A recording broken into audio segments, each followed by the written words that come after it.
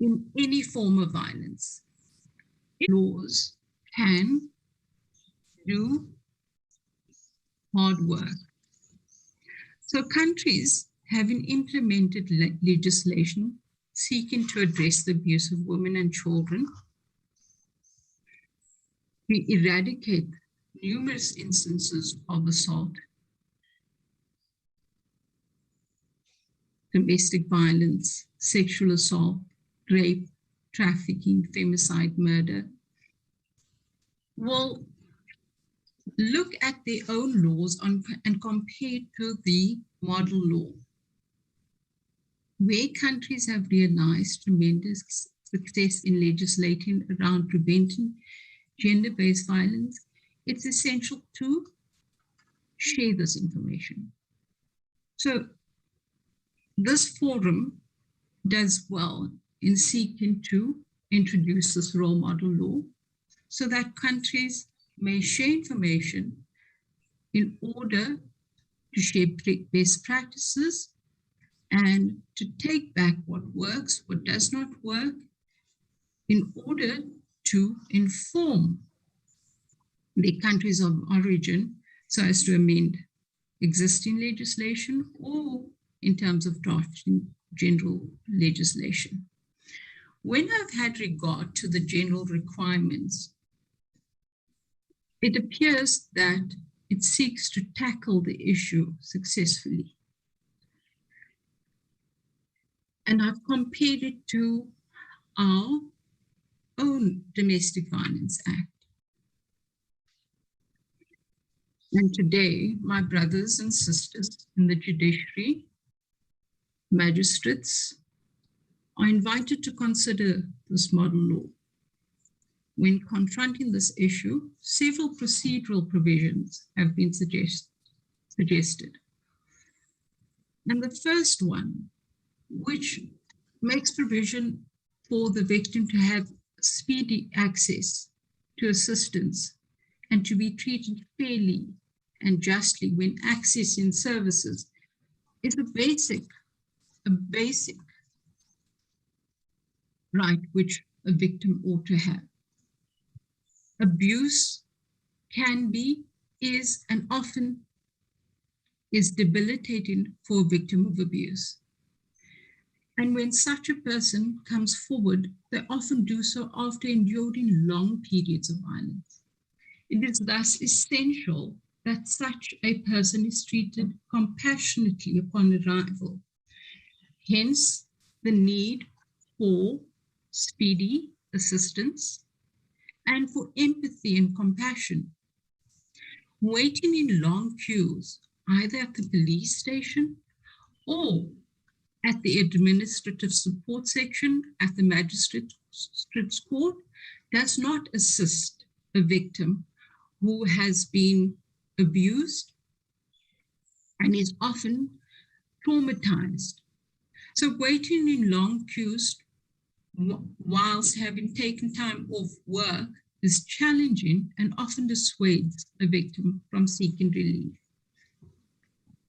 A lack of empathy from an assistant or an administrative assistant or a law enforcement officer at the police station or prosecutor or even a judicial officer who is considering an application once the application has been processed.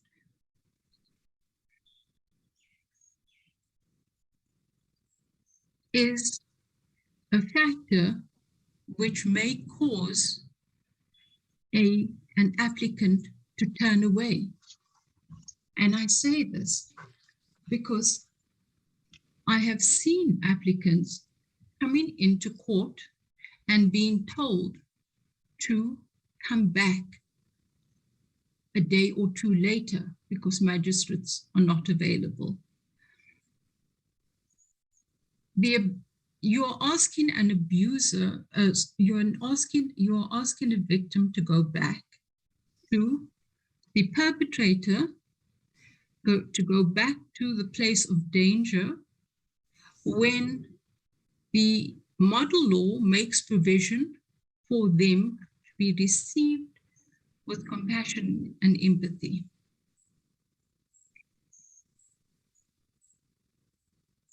A further aspect that is important is the issue of confidentiality.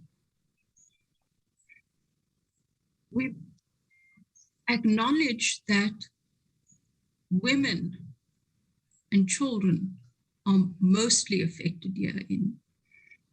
So it is not unusual that the model law would suggest that women be permitted to request a female police officer.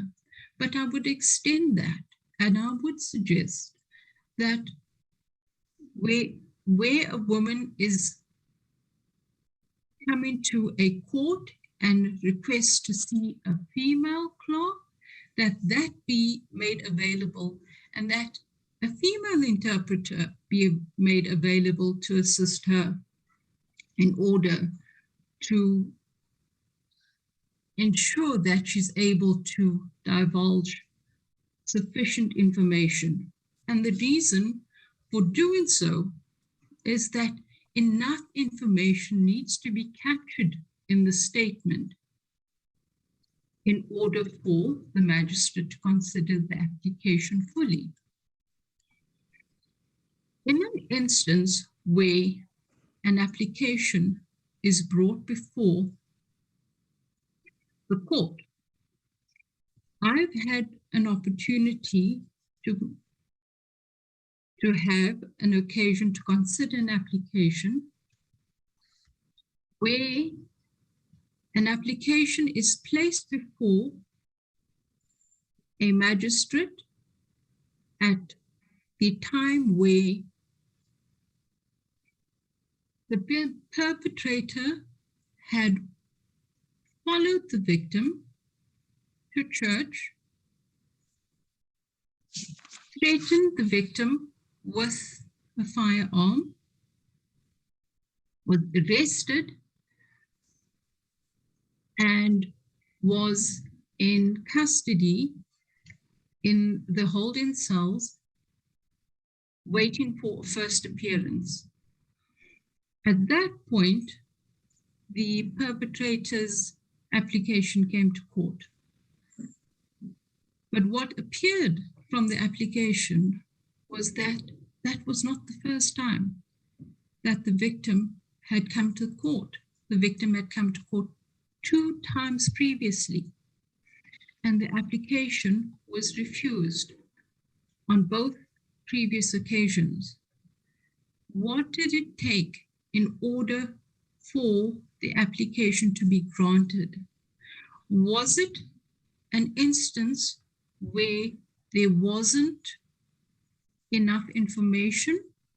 And was it because the victim did not feel that there was sufficient compassion? Was it an instance of interpretation? Because it was a foreign national, and there is a lack of foreign interpreters. Apologize, Judge. Yes.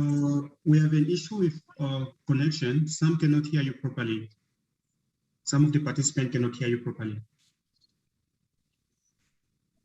Do you want me to speak louder? No. I think there must be something wrong with the particular participant, because IT is trying to work on it. Are we all not able to hear Justice, Mia? I can hear her. I can hear her clearly. We can hear her. I can hear her from Tanzania here. Yes, I believe that the connection is, because IT has been working on it. I've been trying to communicate with them. So I believe that Honorable Nyambuli Tanguraja could kindly look at what's happening with your connection on that end, maybe your volume. And then I hear Jackie Wessels also. Oh, Jackie Wessels advising that maybe try and reconnect. That's why I didn't interrupt. I realized it was an individual's program. Apologies for that. Okay.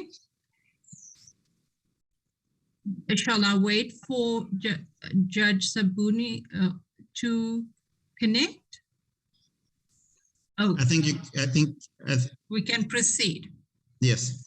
So was it an issue with interpretation?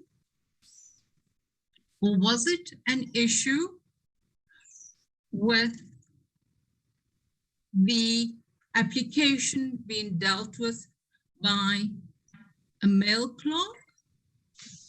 Or was it an issue that there was not sufficient information being given? But it took 3 applications and the victim being threatened with a firearm and being arrested by the police before a protection order could be granted. This reflects the importance of ensuring that we maintain the victim's dignity, because that right is guaranteed. It's guaranteed in our Constitution, and that right is guaranteed in many constitutions in the region. It is equally crucial that sensitive information is often revealed, which necessitates that we are alive to the sensitivity of the information when protection orders are considered. What I also am alive to is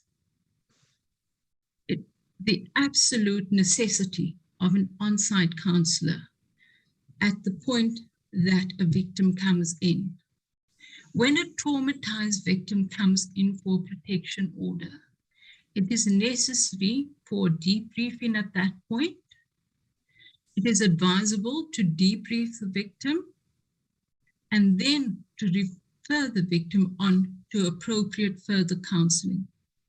We cannot continue to underestimate the damage that the abuse inflicts upon the person's psyche and mental well-being.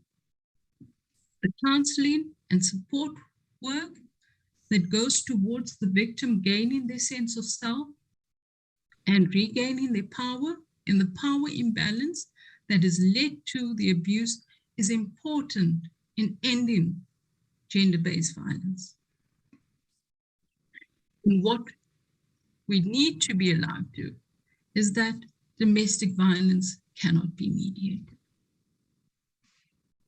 So this sensitivity and compassion and the willingness to listen are essential.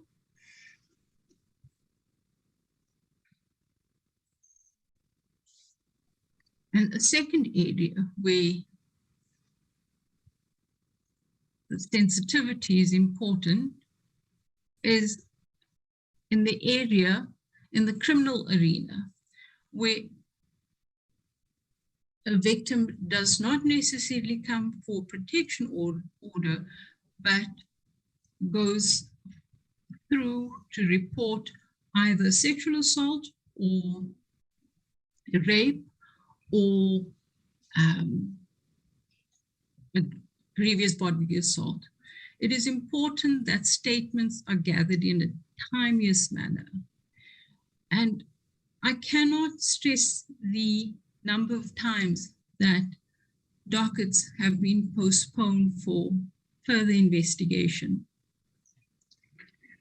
This impacts on the victim's sense of trust in the justice system. And this is an issue that needs to be addressed with law enforcement. But as judicial officers, magistrates can play a role. They can play a role in determining how long and holding law enforcement officers to account and ensuring that seniors play a role in ensuring that statements are gathered in a timeliest manner. And this is what the model law suggests as well. That this chain of evidence, which requires analysis of the scene, the victim's evidence should be completed quickly and without delay.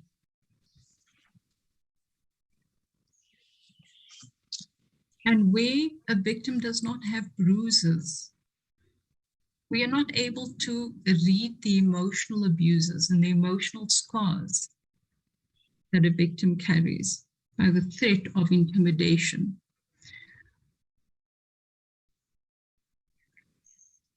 With regard to victim-centered and age-appropriate interview rooms, it is important that we have regard to the victim's age, and where appropriate, it is important to ensure that when we are dealing with young victims, that an intermediary is available in order to assist the victim to give evidence, and the evidence is tendered via video linkage. Now that we have moved to the age of the virtual platforms, this possibility of giving evidence through an alternative form and not necessarily in person has become more realistic and a greater reality. We were limited to video linkages. Now, with the internet and with virtual platforms, the victim does not need it appears that the victim does not need to come to the court.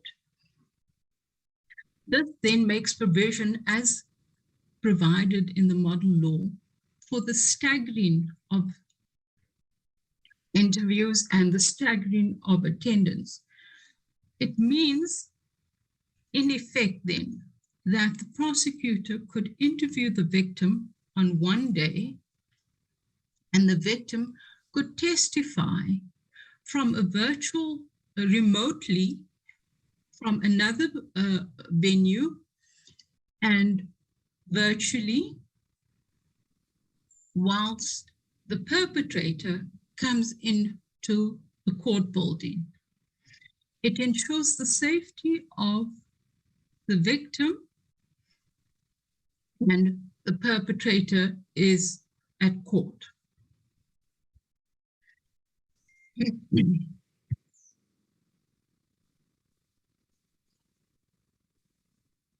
It also has cost implications in that it becomes an inexpensive manner because there are no witness fees.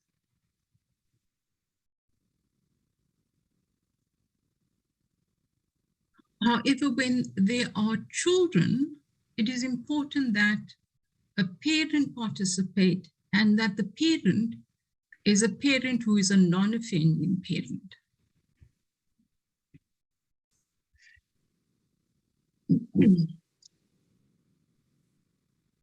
Where a victim elects to give evidence or elects not to give evidence and the proceedings progress in the absence of the victim, it is important that the victim is kept abreast of those proceedings. I've already addressed the issue of police officers and investigation reports. I'll move on now to the option of court orders. What would be appropriate for court orders?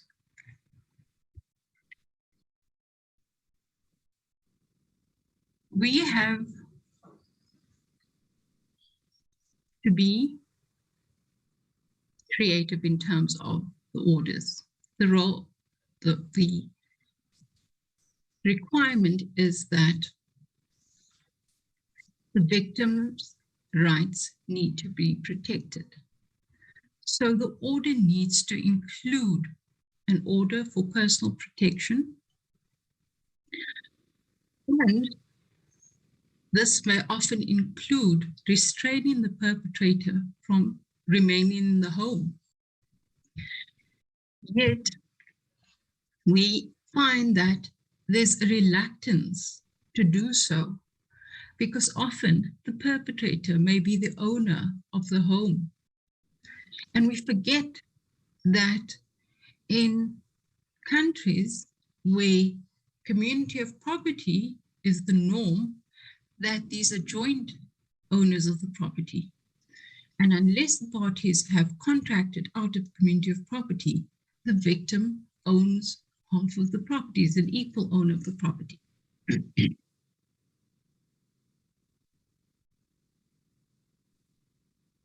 Once again, the issue of equality comes in because we attribute less value to the victim.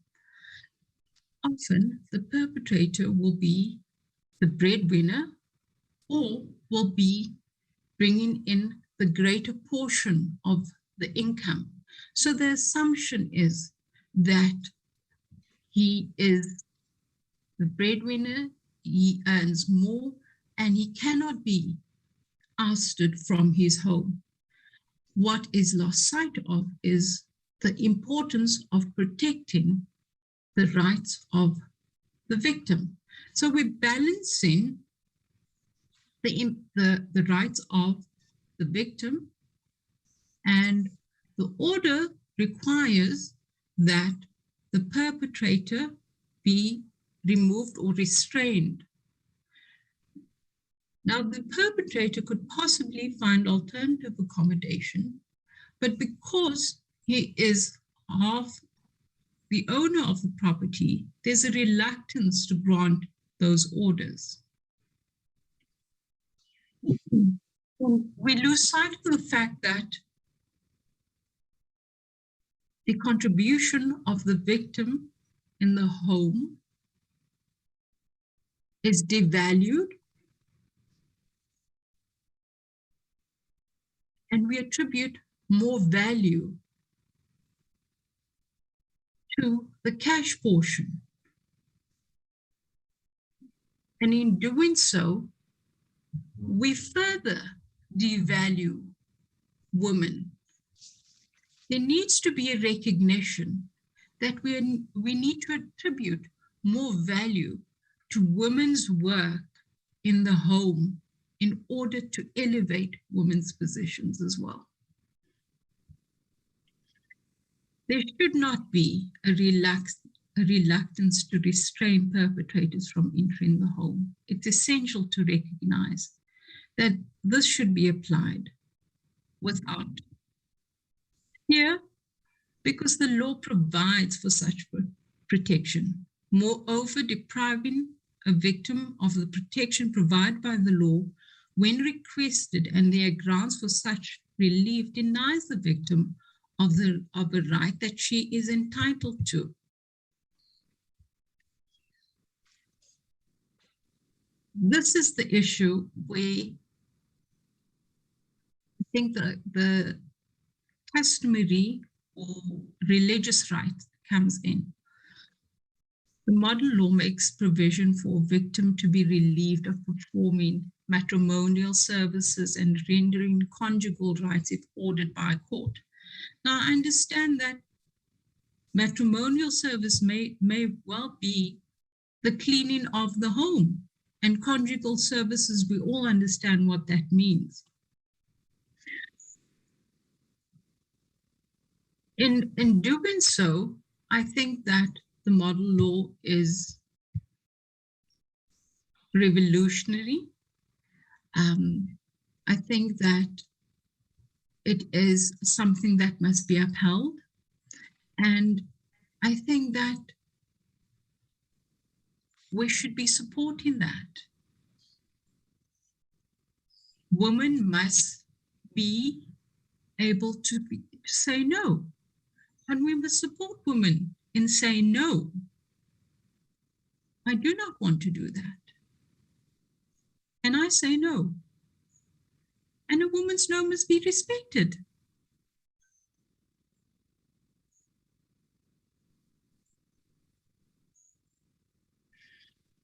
When it comes to the issue of programs,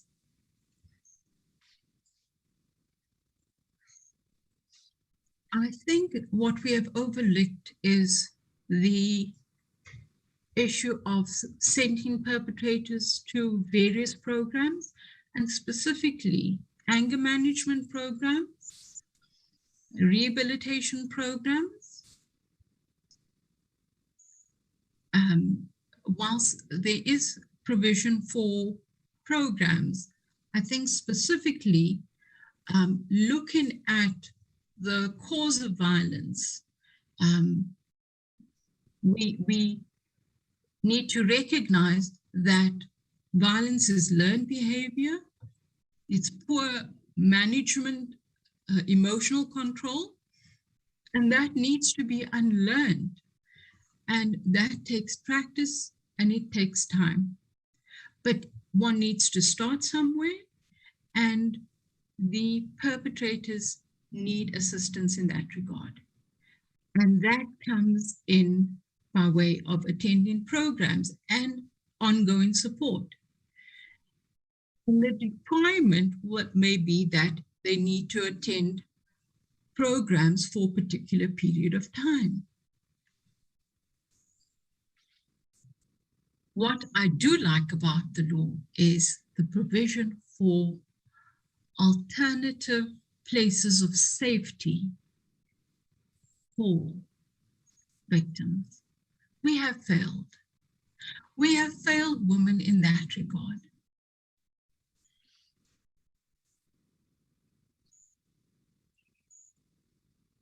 In terms of places of safety, women often come to court, apply for a protection order, and go back home, come back and withdraw the protection order because they have no place to go to.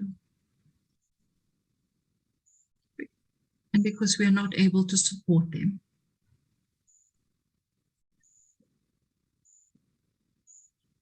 In that regard, I think that whilst Madam Pekoma has suggested that it is a soft law, I think that we can actually apply the law so that it is effective and it hits quite hard so that it knocks the ball out of the court and we can eradicate gender-based violence successfully with the remedies that have been suggested and that my brother will be addressing, with the orders and with the injunctions and the requirements. When taken together, I have no doubt that if we applied those, we would realize success. The only aspect that Madam Sachoma has brought to my attention is the reason why we need to engage is because we need to have uniformity in our region so that our laws mirror each other. Because we rely on each other for precedent a lot of the time. And in closing, I would like to thank you for this opportunity. I look forward to the engagement herein.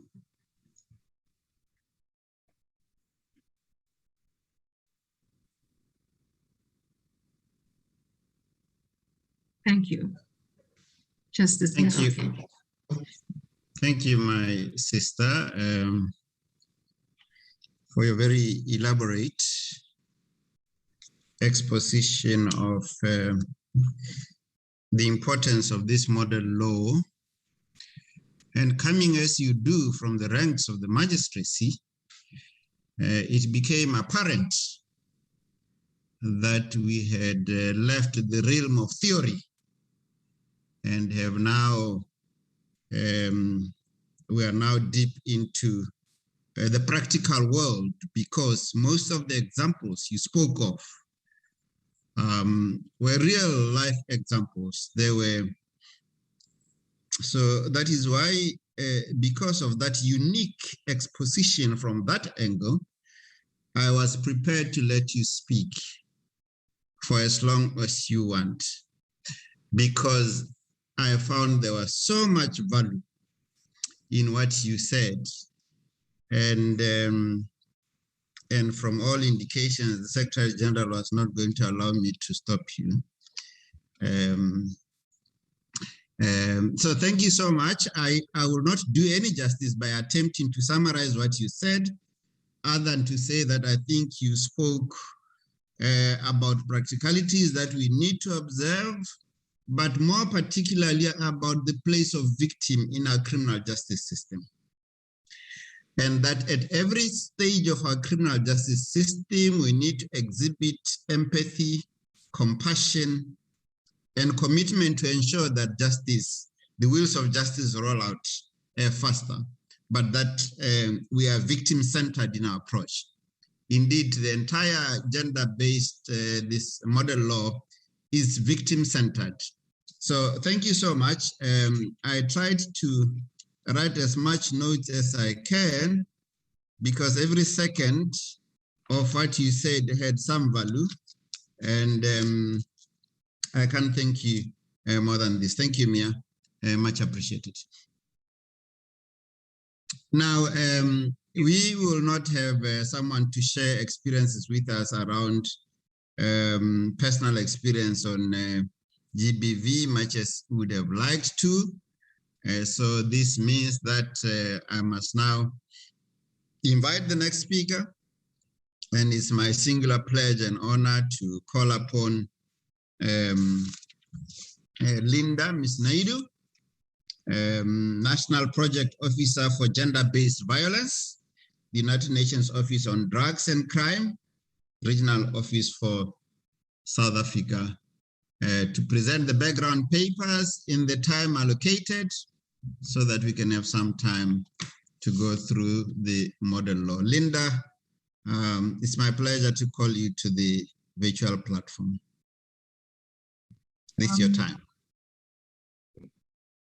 Thank you so much, Program Director. Can you see my presentation? Yes. Perfect. So good morning, colleagues, Your Excellency, Honorable Magistrates, Madam Secretary General, esteemed Madam Mia, distinguished ladies and gentlemen. I stand on the current protocol. I'm just going to make sure that I am I want to strengthen my presentation. Just not able to do that, to take it to a presenter's view for some reason. The slideshow, Linda? Yeah, unfortunately, my screen is being blocked by a whole lot of other icons, unfortunately. Will this do, Judge? Will this be okay if I just continue in this mode? Yes. Okay, perfect. Thank you for that. So to actually provide a brief overview of my presentation, I am going to inform you about the context of gender-based violence and its forms. And I think that Madam Mia and the Madam Secretary General has done justice to this area. So I'll just briefly provide an overview. And I will also provide some statistics from the global and regional context, also focusing on the impact of gender-based violence and the reporting of such, but also giving you a bird's eye view of the legislative frameworks for international human rights framework, African human rights framework, the legislative strengths of member states, the gaps in legislation in the SADC arena, but also those implications of gaps for gender-based violence. I'm sorry, I'm just trying to, maybe if I actually hide my view, it'll actually work better perhaps. No. No. I'm just not able to actually win with my technology today.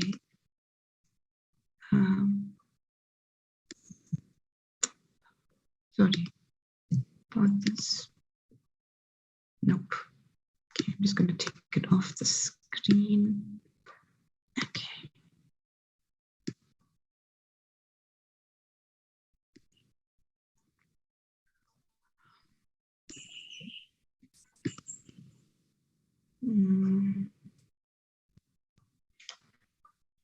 Gosh, it's not showing well on my side at all. Okay, so Judge, just give me a moment. I'm going to stop sharing and start and try sharing again. Maybe that will help. All right.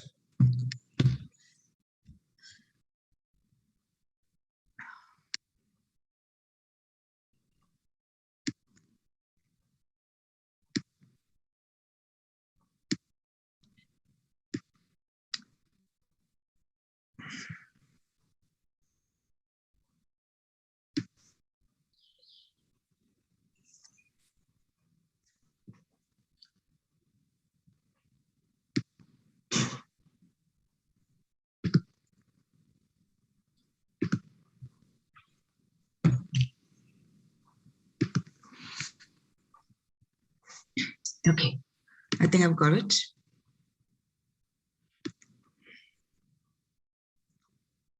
Okay, so violence that occurs in trying to understand and unravel gender-based violence, you know, it's violence that occurs as a result of the normative role expectations associated.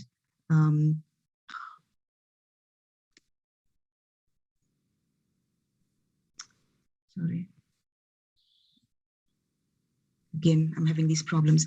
It's as a result of the normative role expectations associated with a person, as well as the unequal power relationships between the genders within a specific community.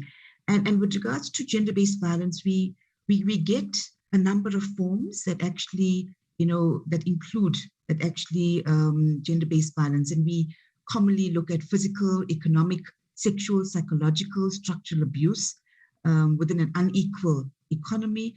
And these particular forms manifest in various forms, in rape, sexual harassment, trafficking, sexual exploitation, harmful cultural practices, but also importantly during this period of COVID, we've also seen an extensive increase in cyber violence. It's an area and phenomenon that existed before COVID, but during this particular period with the excessive use of the internet, we've seen an increase in cyber violence. We also see gender-based violence manifest in the form of femicide, which involves the killing of a female person or perceived female person. And violence as a result of sexual orientation is also a huge phenomenon. And violence as a result of one's gender identity and expression and sex characteristics is also another well-known manifestation. State violence, in which women and girls are denied access to sexual and reproductive health care, is also a major concern.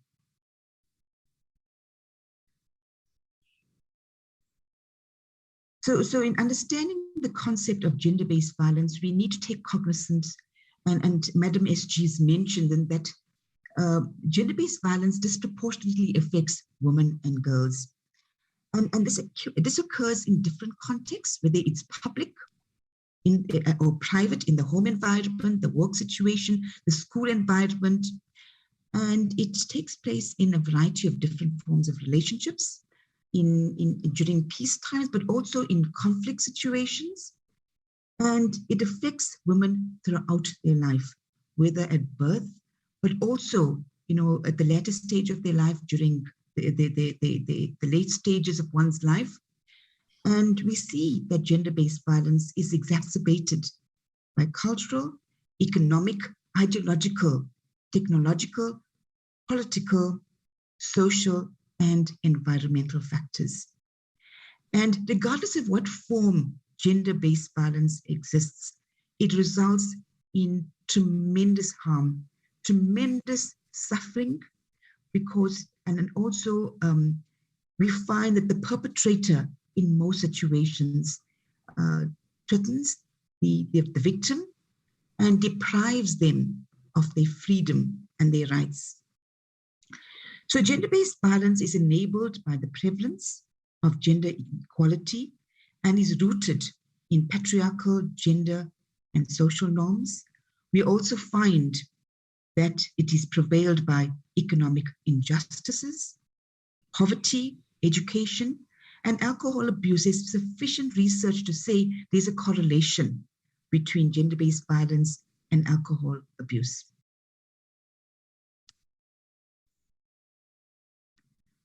When we look at the statistical prevalence of gender-based violence, we find globally 18% of women experience violence by an intimate partner.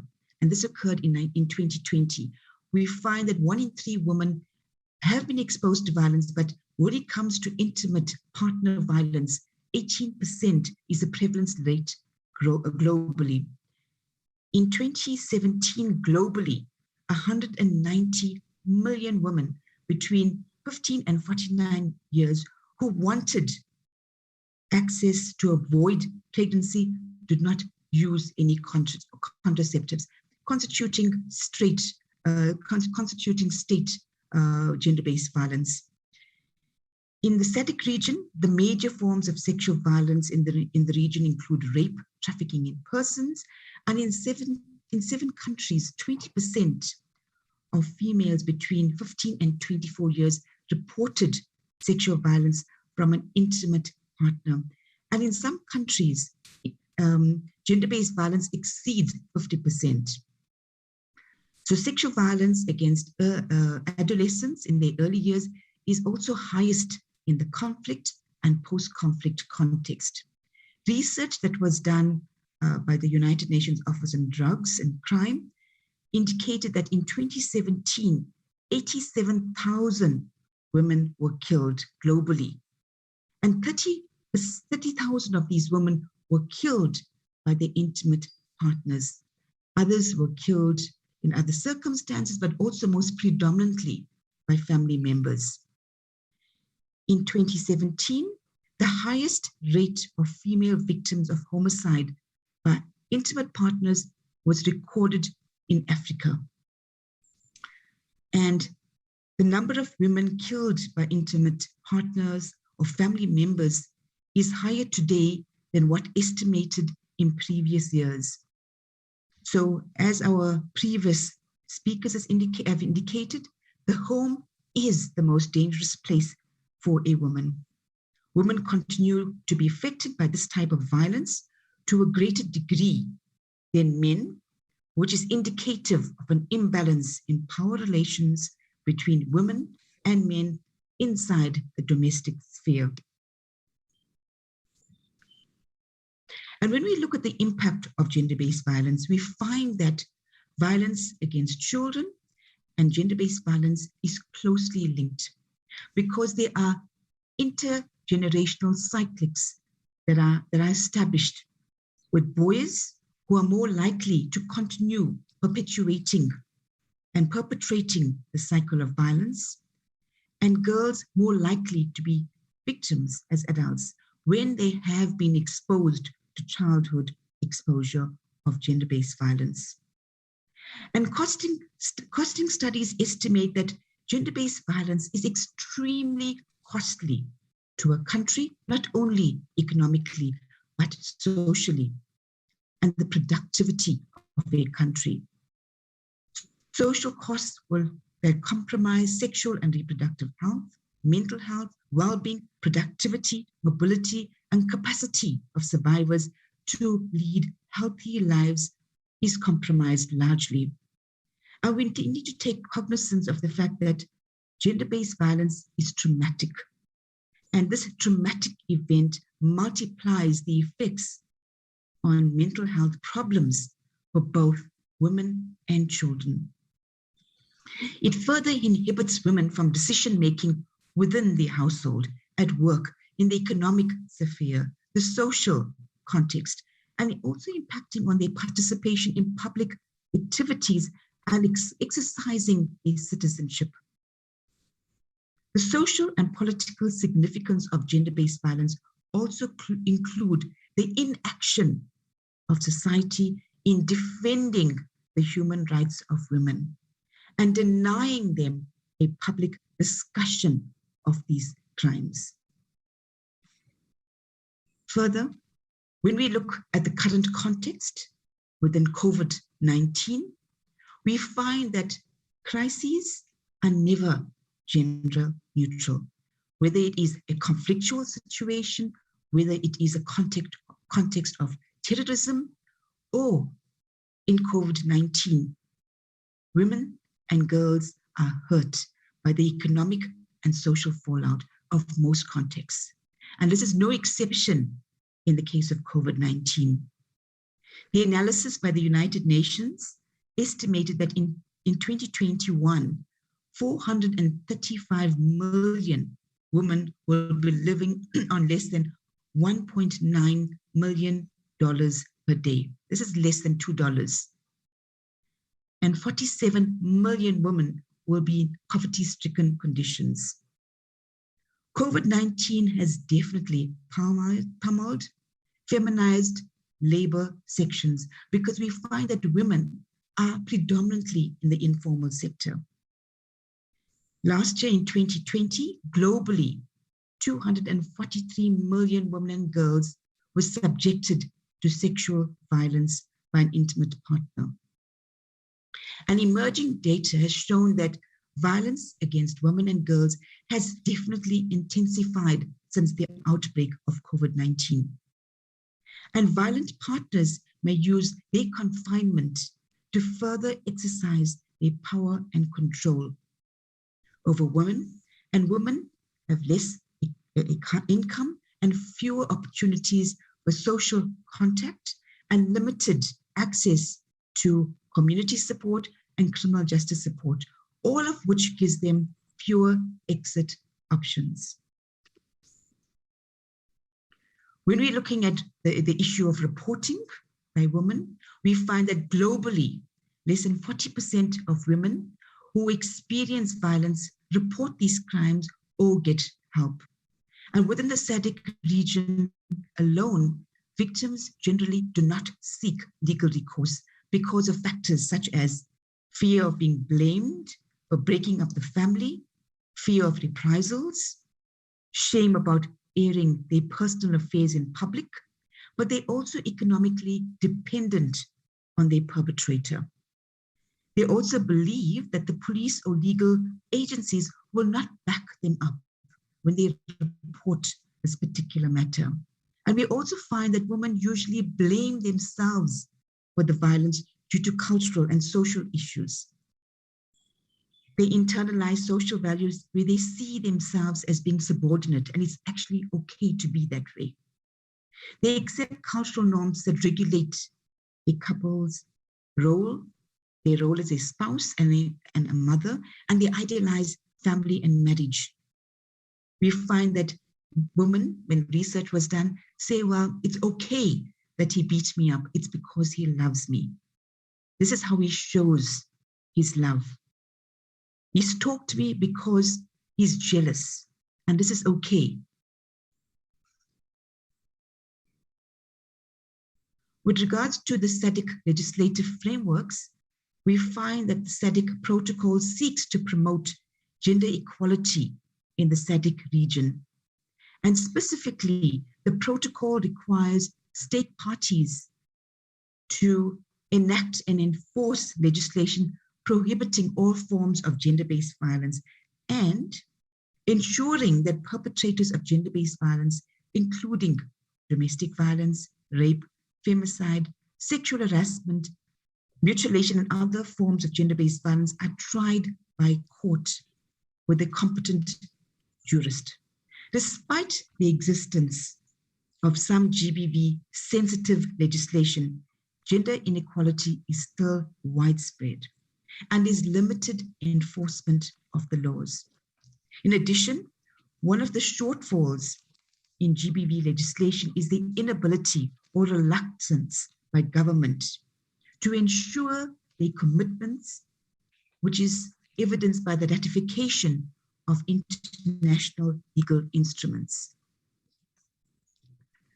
When we look at the international human rights frameworks, we see this is presented collectively by various international legal instruments and offers a guide on the practices in GBV.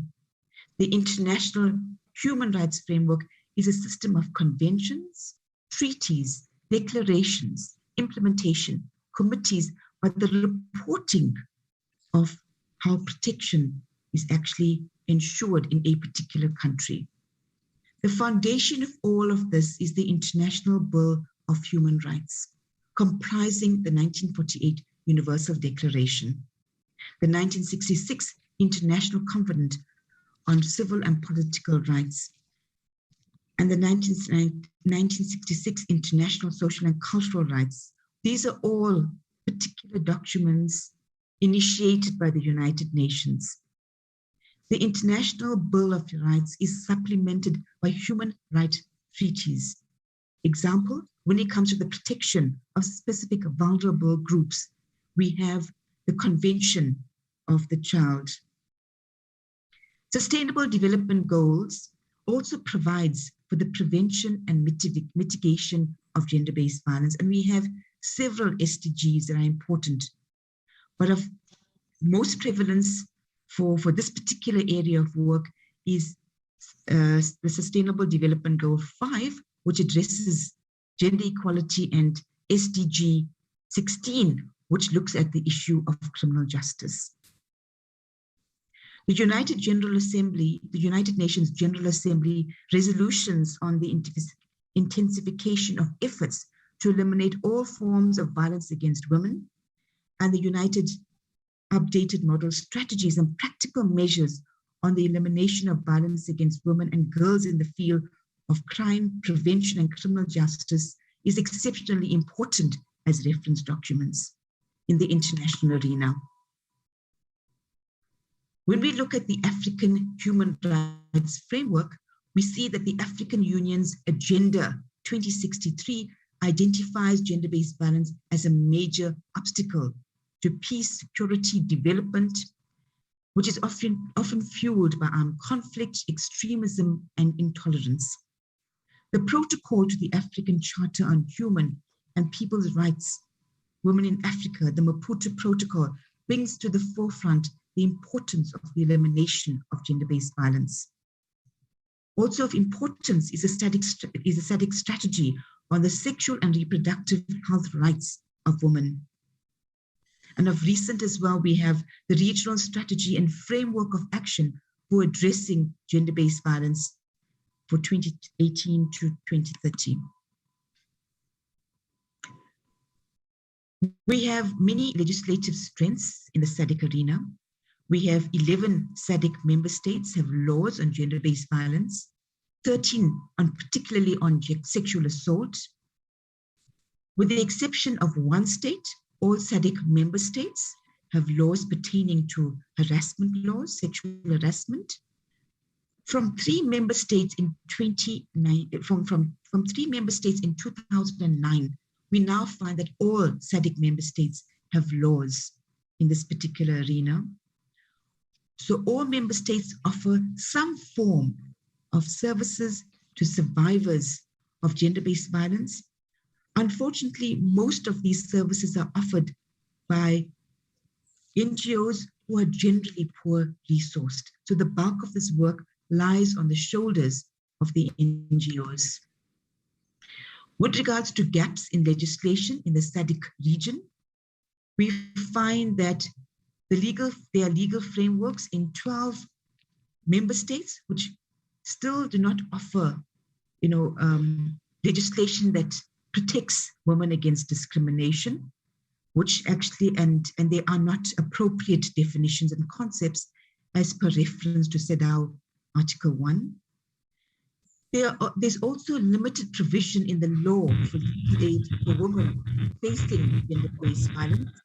And we also find further, in 7 member states, there are gaps in laws covering nationality, statelessness, and internal displacement.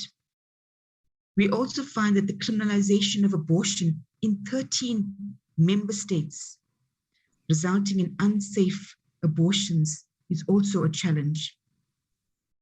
In 7 member states, disadvantaged groups of women, lesbian, bisexual, transgender, intersex persons face multiple and intersecting forms of discrimination, hate speech, and stigma that the law has not adequately addressed.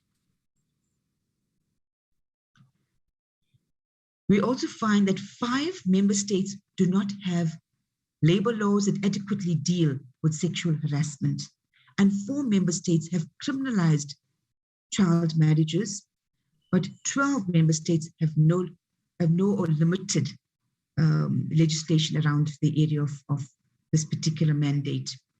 In 15 member states, we find limited recognition of online sexual abuse exploitation, which offers women and girls poor protection against cyber gender-based violence.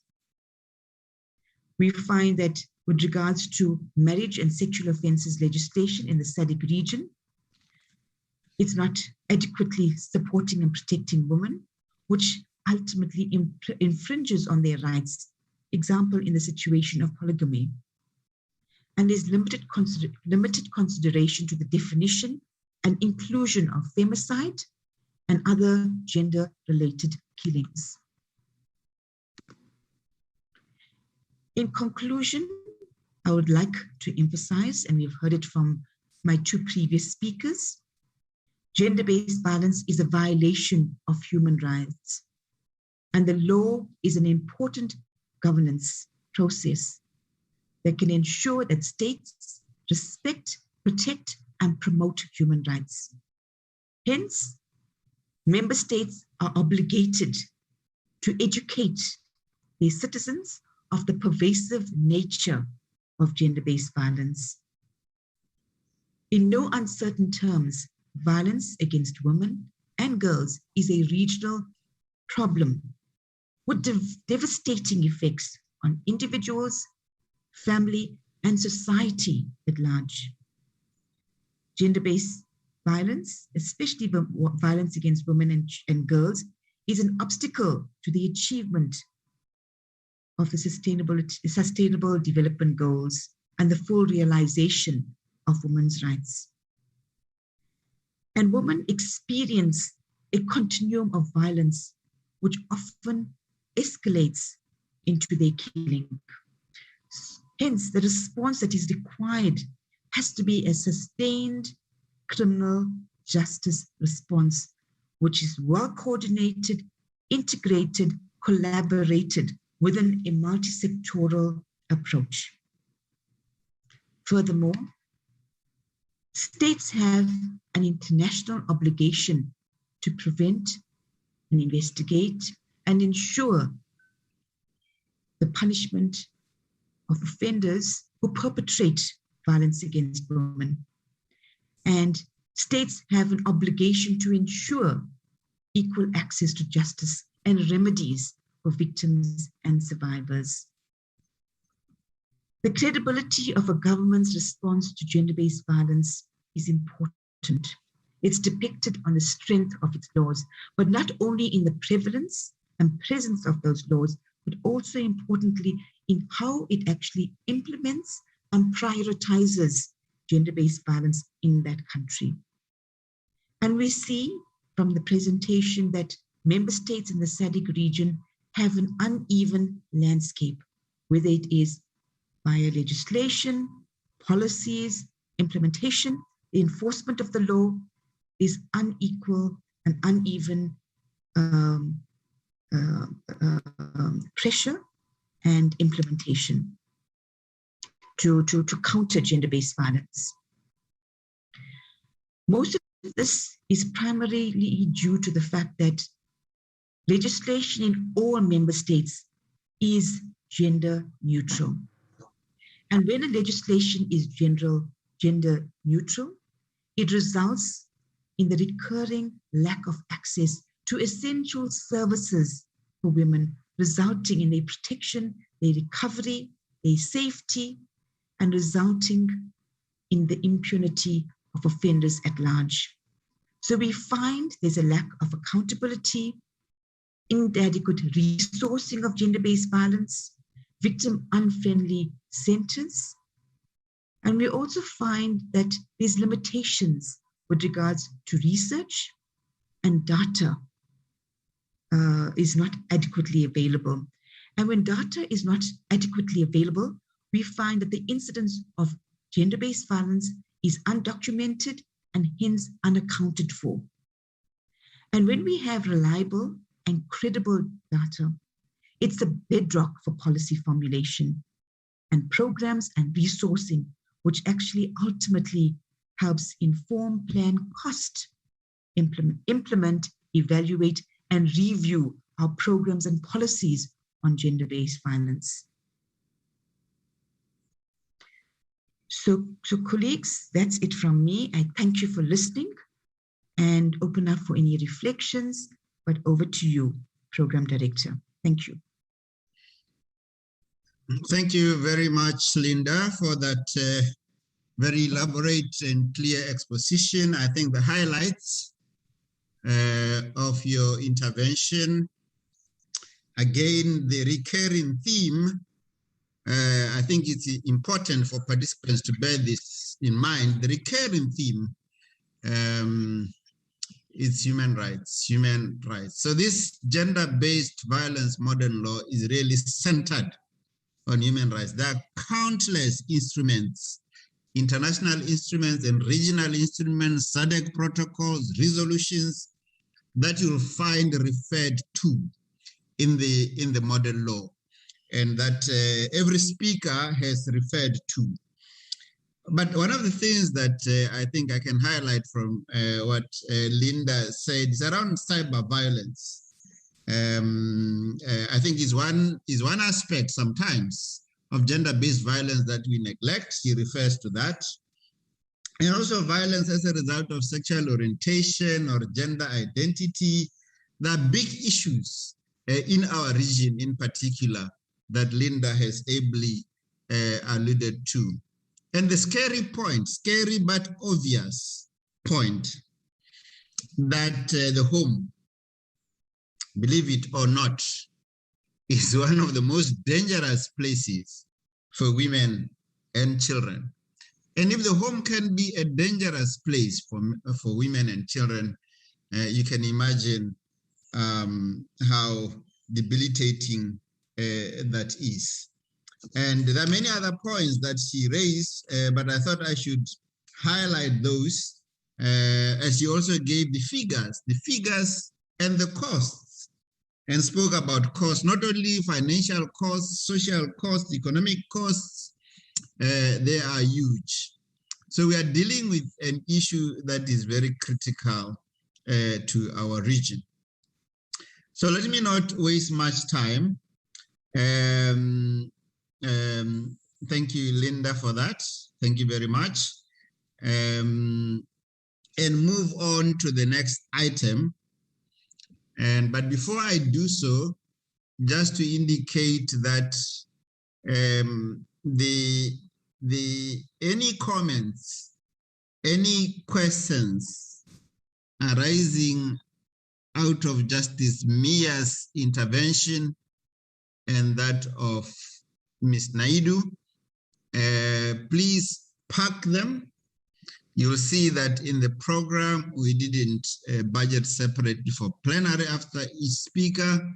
There is only one provision for plenary discussions and engagements, that is after I present on the model law. So just park them and bring them on board at the right time after I have spoken. You'll find that they overlap and they will easily gel and connect to each of the speakers that has spoken.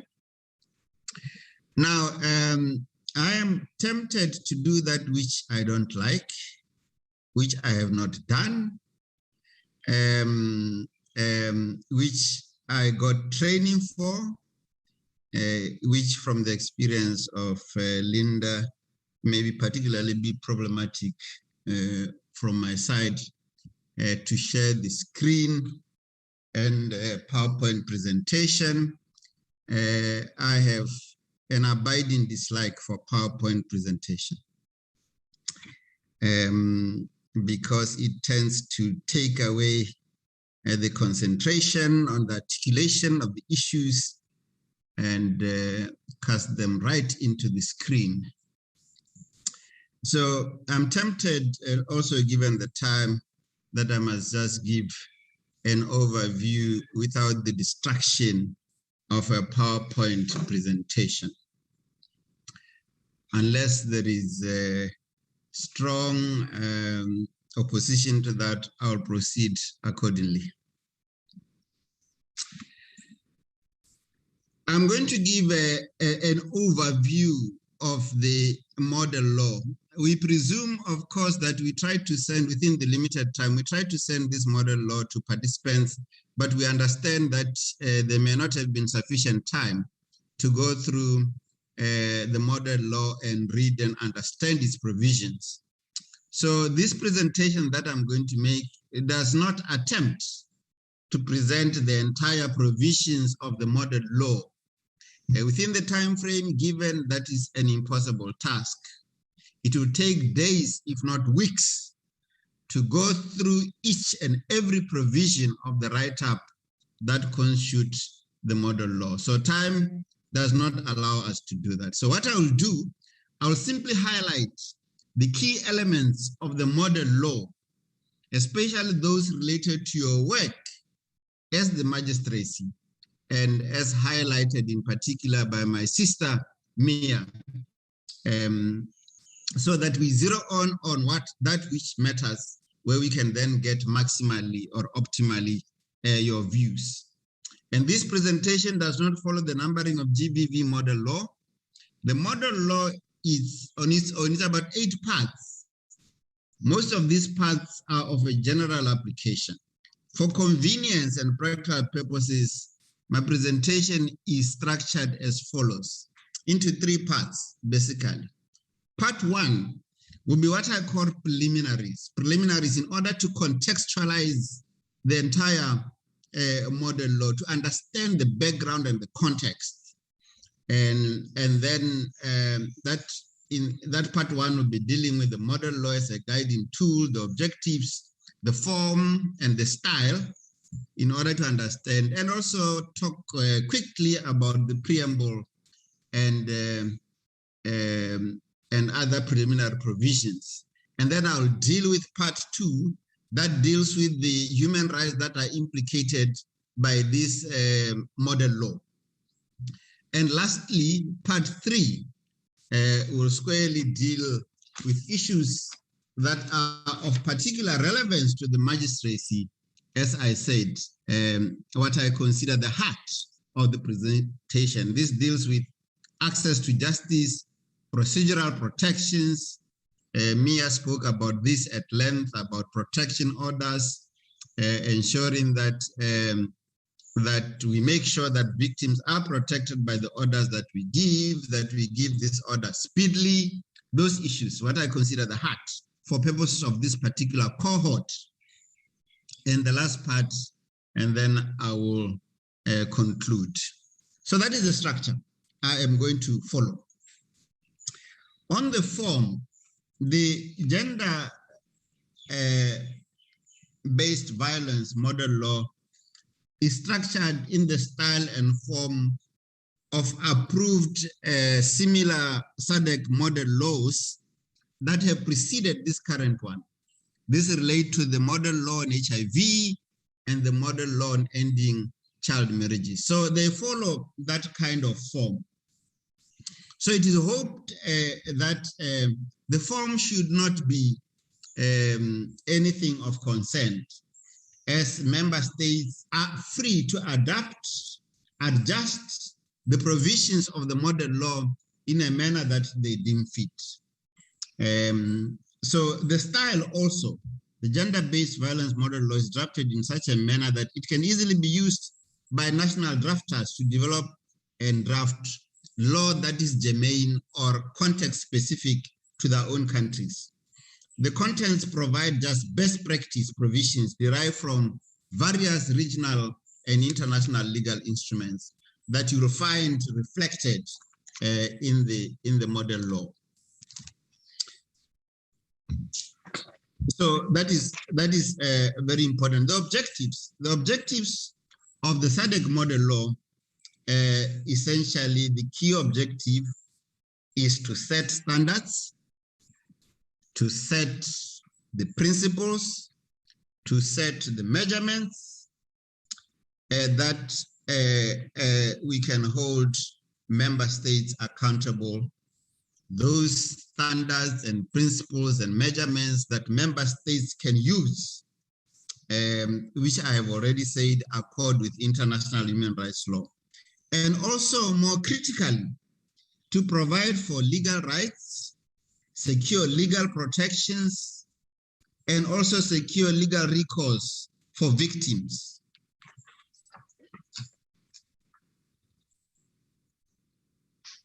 So that is the objectives of the model law, as I have indicated. The form, I have already spoken about the form that it follows previous model laws. The preamble, you will realize it runs into many pages. If you have the model law with you, it runs into many pages. But at the heart, the crux of the preamble is basically to refer to the international and regional legal instruments that have provided the inspiration for this model law. So that is the preamble. For instance, among the very important international legal instruments that it refers to, that I must mention for your future reference as magistrates, in order to understand the model law and also to help you in your work. The first one is the Universal Declaration of Human Rights that the preamble refers to. The second is the Southern African Development Community, SADC, Declaration on Gender and Development of the 8th September 1997. It's a very important instrument. And of course, is the SADC Treaty. And then is the African Agenda 2063 and the African Charter on the Rights and Welfare of the Child. The Maputo Protocol, very critical in shaping the content of this model law together with other instruments that I referred to. And the Convention on the Elimination of All Forms of Discrimination Against Women, otherwise called CEDAW. You remember that Justice Mia mentioned that there are many of these international legal instruments, but she said the one that she prefers most is CEDAW. So it's referred to in the preamble, and to show you that it's part of a whole array of instruments that inspired the SADC model law. And then the Rome Statute of the International Criminal Court, otherwise called the Rome Statute. Those are some of the inspirations to the model law. As the magistracy, you will need to have these because they constitute a very precious source of international law, which you can refer to in your judgments, even before this model law is adopted or domesticated in your countries. You can use these materials referred to in the preamble in order to deal with issues of gender-based violence.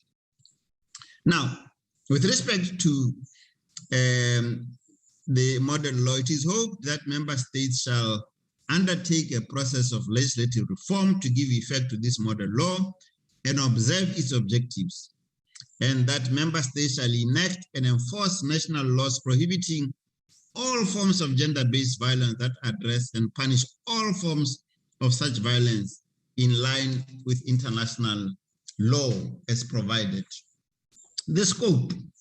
This model law applies to all persons, and this is critical. Scope.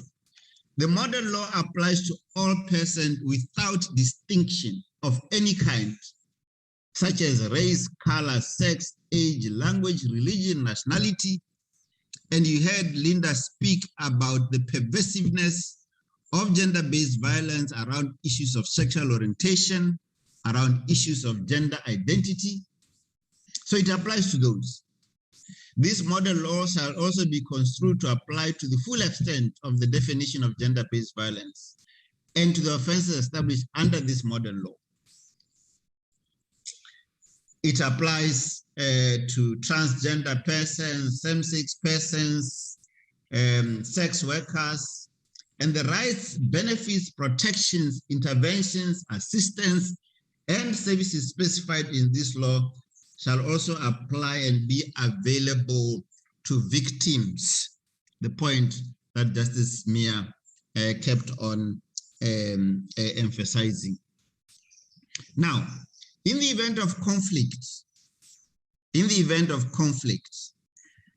Secretary General mentioned that this is, once adopted, it could be a source of law, soft law. So it goes without saying that given its status, it is not binding on states, but it is persuasive and it can be used where necessary to clear ambiguities and also to provide, to fill in gaps that may be there. Where there are conflicts or inconsistencies between customary, religious, and statutory law shall prevail, and the matter shall be resolved with respect to recourse to human rights, gender equality standards. That is very important to take into account. The GBV model law and extraterritorial jurisdiction of national laws. A member state shall ensure that any law on gender-based violence shall have extraterritorial effect. I pause here because many of you would know that criminal law is confined into the territories of our states generally. But this gender-based violence model law says that when we domesticate it, we must give consideration to making sure that it applies extraterritorially. And Justice Mia spoke earlier about, I'm connecting all these themes because they're interrelated, about porous borders, and spoke about trafficking of women. And you will see then the relevance of this gender-based violence law having extraterritorial effect. And the law shall apply to any offense committed outside the territory of the member state when the offense is committed by a national of another member state, by a stateless person. That is the scope, the application of the gender-based law. You being lawyers, I'm speaking to the magistrates, you would understand that lawyers, judges spend so much time arguing about words, including about where an exclamation is, a comma is, and what that may mean. So this gender-based violence model law, it has a section on interpretation, just like any other statute, where you have, in order to be clear about what you are talking about, you have to have an interpretation section. So we have an interpretation section in this gender-based violence model law. And I won't go through that but it's important for your own guidance. For instance, defines domestic violence and says that domestic violence means any action or omission based on gender perpetrated by a family member, underline that, the consequence of which cause or may cause harm,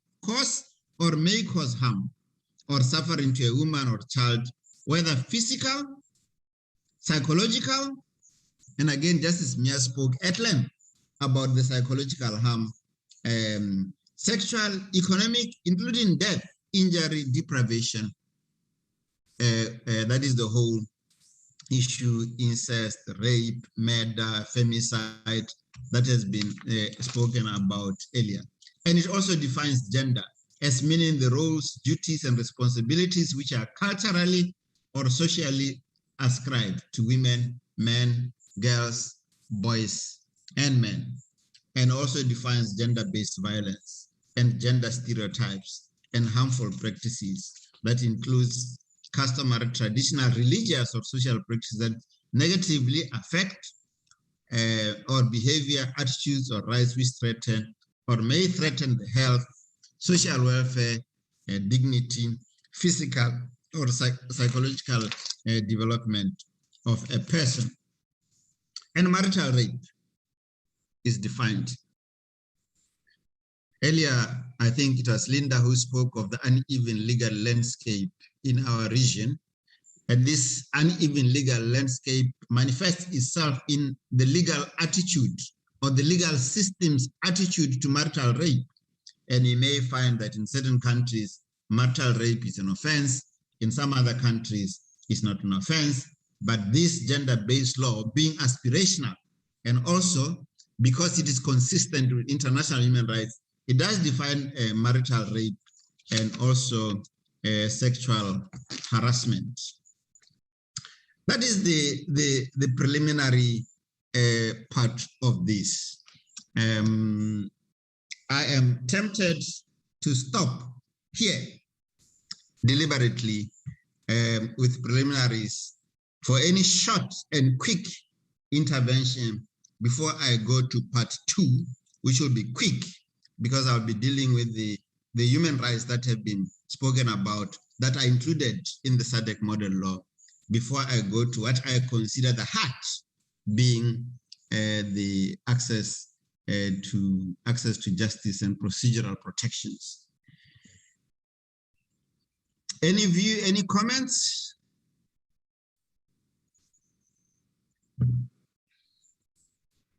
Yes, Judge. Yes. My name is Peter Ganduru. I'm calling from Malawi. Yes, from the heart, warm heart of Africa. Warm heart of Africa. Yes, I should thank you very much, Judge, and all the presenters for the brilliant presentation that they have delivered this morning. But I have one question that I wanted perhaps an explanation in terms of the extension of the gender SADC law, when you have hinted that it will have no territorial boundaries. I am speaking this in the context of Malawi, that for Malawi, for any law to be applied in the course of Malawi, it has to be domesticated within Malawi, either by an act of parliament or by any other means. Otherwise, in terms of the hierarchy, any law which is external can only be persuasive. Yes. What are we going to do with such kind of conditionalities, if at all? Some countries also have such kind of conditions. Thank you. Thank you very much. Yes, that is true, actually, because the legal systems that obtain in our respective countries is mainly the predominant legal system, let me put it that way, is the dual legal system. It obtains, I think, in Malawi, it obtains in Botswana, I think Zambia, if I'm not mistaken. I think South Africa to some extent. Some people say that South Africa also has monist features. I'm not sure about that. Mia may speak to it more eloquently than me, but that is a real handicap. It's a handicap. The hope is that the law, the SADC model law, would be domesticated in Malawi. It would be domesticated in all other member states and become part of the national law, and then it can be put into good use. Whether that will happen, I think it's a different question, but that is the hope that that will happen. And I'm sure the Office of the Secretary General is working on a long-term program to ensure that at some stage, it should be possible for these laws to be transformed into national laws of member states. Thank you very much, Your Worship, on that. I think I will proceed. Others can just note and park the questions,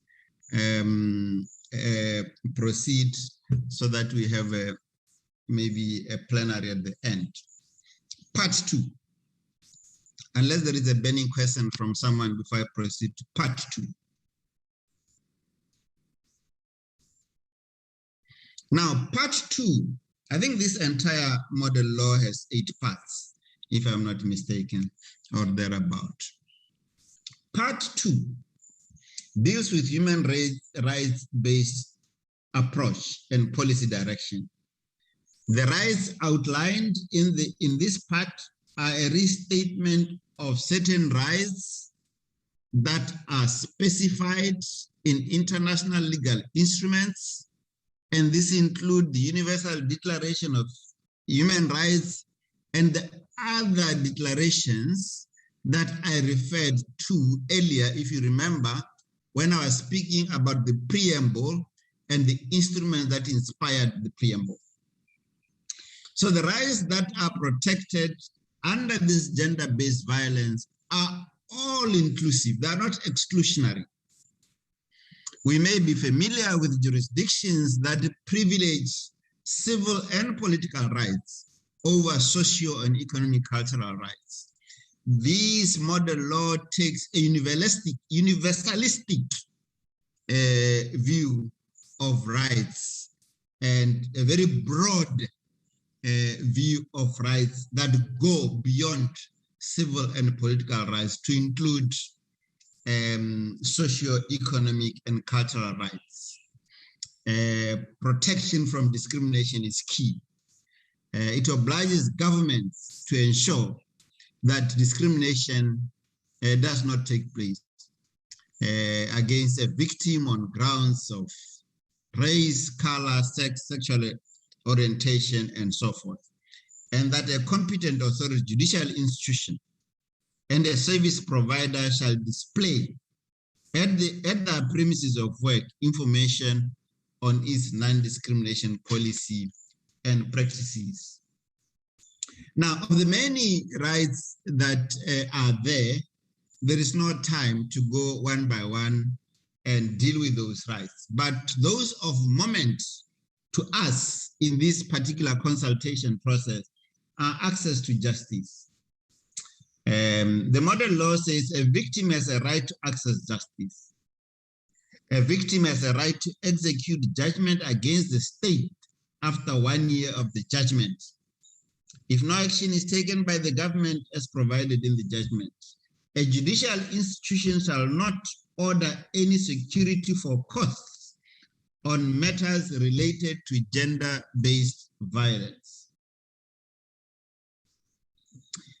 The government shall ensure that the provisions of this model law are enforced and widely publicized so as to sensitize victims, communities, traditional authorities, and all other stakeholders. And it also speaks of right to fair trial. A victim has a right to a fair trial before a judicial institution and to have a dispute or complaint decided timely. I think is one thing that Justice Mia spoke about, timely, and she of course went beyond that to talk about empathy of judicial officers, talk about compassion, and all those find expression somewhere in this gender-based violence model law. It says that a law enforcement officer in a judicial institution shall ensure that a trial for a gender-based offense is commenced and judgment given without unreasonable delay. We know as practitioners of the law, as servants of the law, that sometimes issues of delay are resource-based. And this gender-based violence also speaks to the issue of violence in some of its provisions, that you need to enable the judicial officers to ensure that judgments are given without delay. And it also speaks about employers, prohibition against discrimination,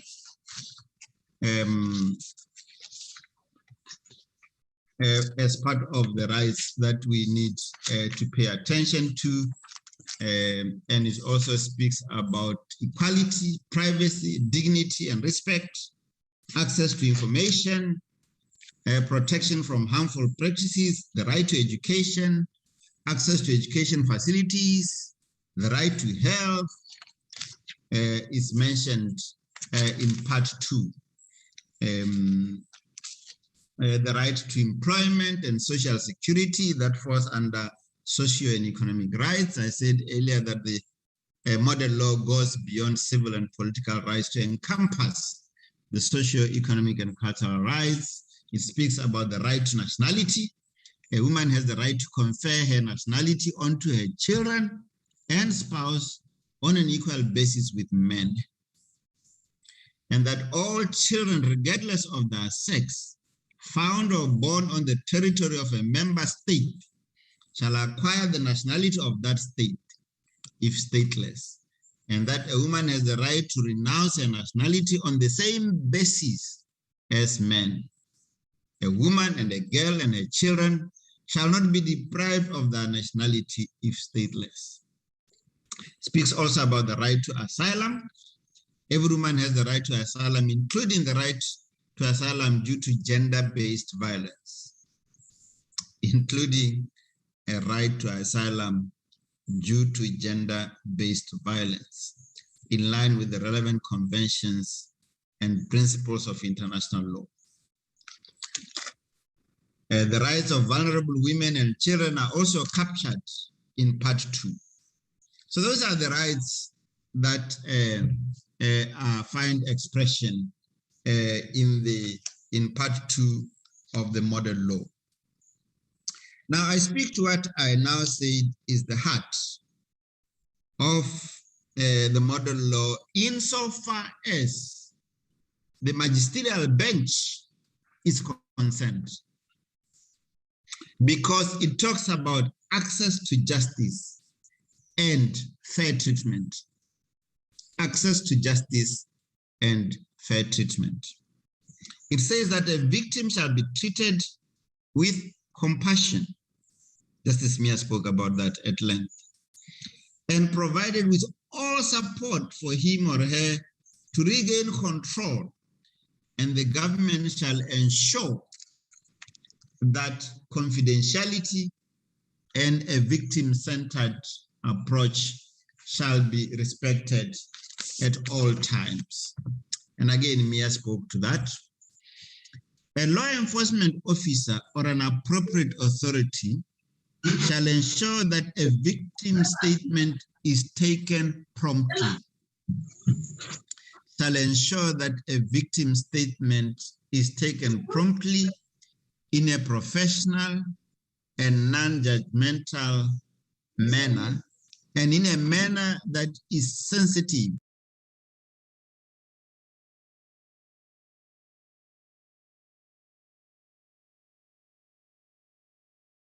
Justice Ngake, can you just unmute, please?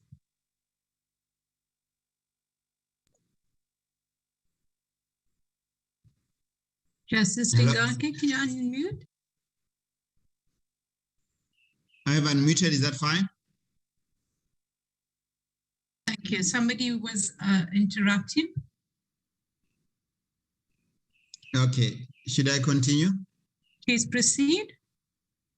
Yes, I was on the law enforcement officer or an appropriate authority shall ensure that a victim statement is taken promptly and in a professional, non-judgmental manner, and in a manner that is sensitive to the situation of the victim, and ensure that a medical legal examination is arranged if appropriate and is done in a timely fashion, gender-sensitive manner that takes into account the unique needs and perspectives of the victim, and respectful manner so as to protect her and her dignity and integrity, and ensure that all available evidence that can lend credibility to the allegation is collected. And this is very important. And ensure, among other things, that the scene is visited in a timely fashion and the scene is viewed and protected to preserve evidence. If scene viability is confirmed, a thorough crime scene examination should be undertaken, and evidence shall be gathered, stored, processed to meet the chain of evidence requirements.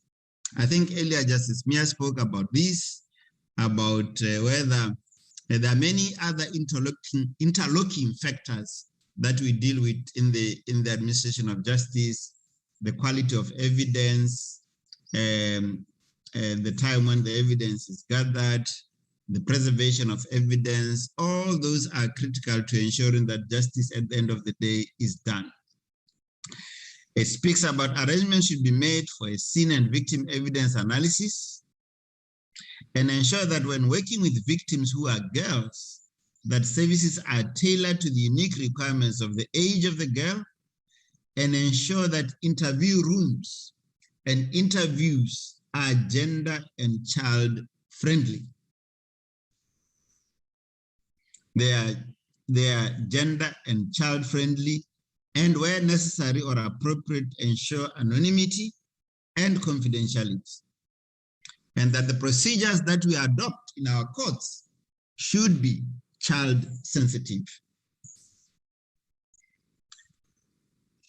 The non-offending parent, the guardian, legal representative, or appropriate child assistance authorities involved.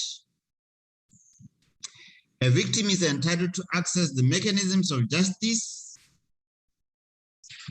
without hindrance, and that we should at all times show empathy and sympathy and understand the situation rather than exacerbate it.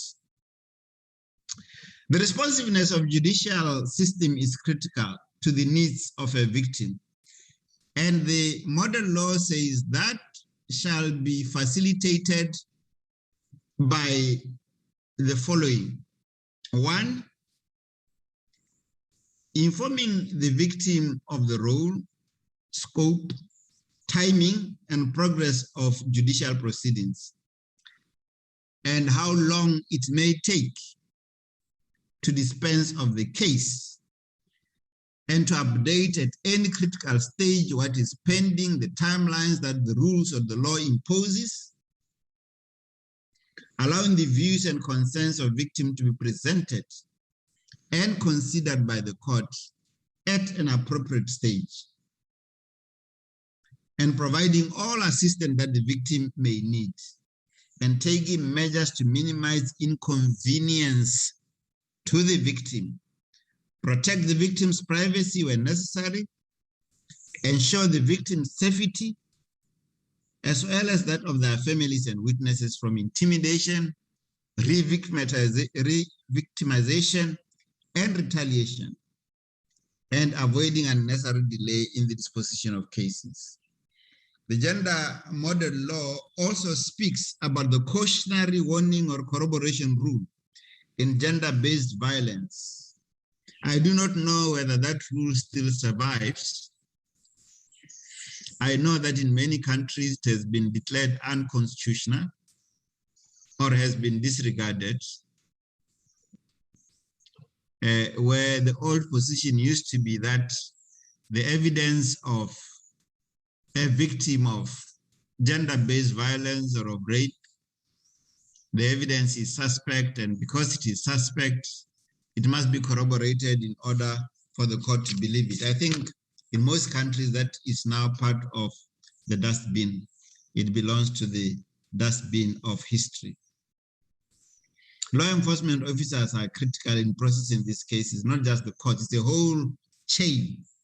And they all need to be aligned and work together in order to deliver services, judicial services that are sensitive to the victim. And the organization, the judiciary, the magistrates, the court, whatever you may need to call it, must remain accountable in terms of the manner in which it treats these cases, in terms of the speed at which it proceeds. There cannot be continuous, endless postponements around issues like this. They are usually time sensitive.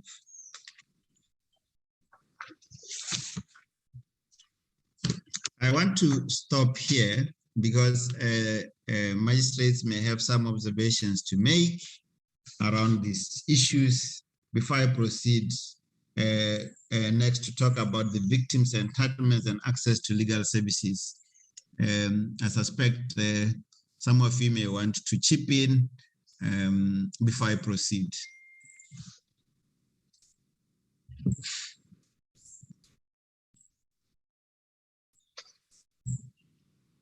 Any comments, observations? There's a hand from Justice Kabwani. Yes, Justice.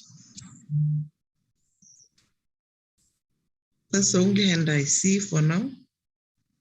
Yes, Justice. Okay. Yes, Justice, you want to say something? No? No, she says no. Okay, no, I have a comment. You look like my former students. I am. Yes. I am your student. Thank you.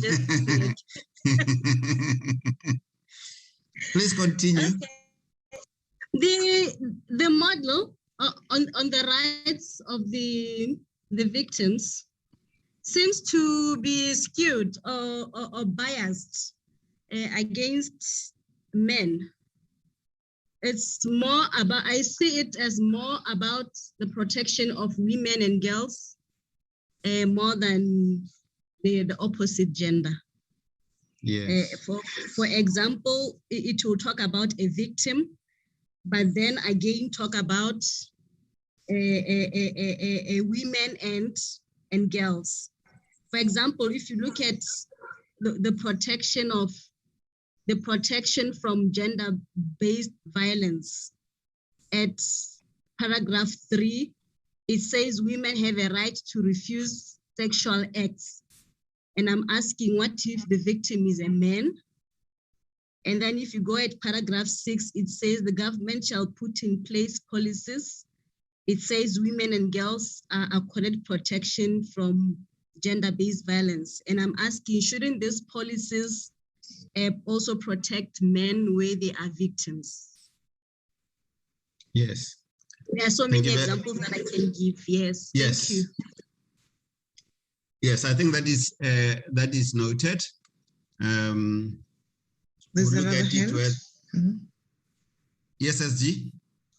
There's a hand from Justice Michelle April Benjamin, and on the chat, you could probably request Justice Humolemo Mushweu to expand on the contribution. Yes. Go ahead, my lord. I wish I was Justice. I'm not. It's Humolemo here from South Africa. Yes, my lady. Yeah. My question is, in a case where a magistrate himself or herself is a victim of GBV, how can such a magistrate ensure access to justice for victims that appear before him or her? Yeah, that's my question. Very well. Very well. Thank you very much. Any other contribution? Good day. Good day. Can I proceed? Yes. Thank you so much, Honorable Judge, and allow me to greet the justices and all the delegates. I just want to speak to the first part of your presentation. Apologies for not introducing myself. I am Michelle April Benjamin, and I am a magistrate in the family law, specifically children's court in South Africa.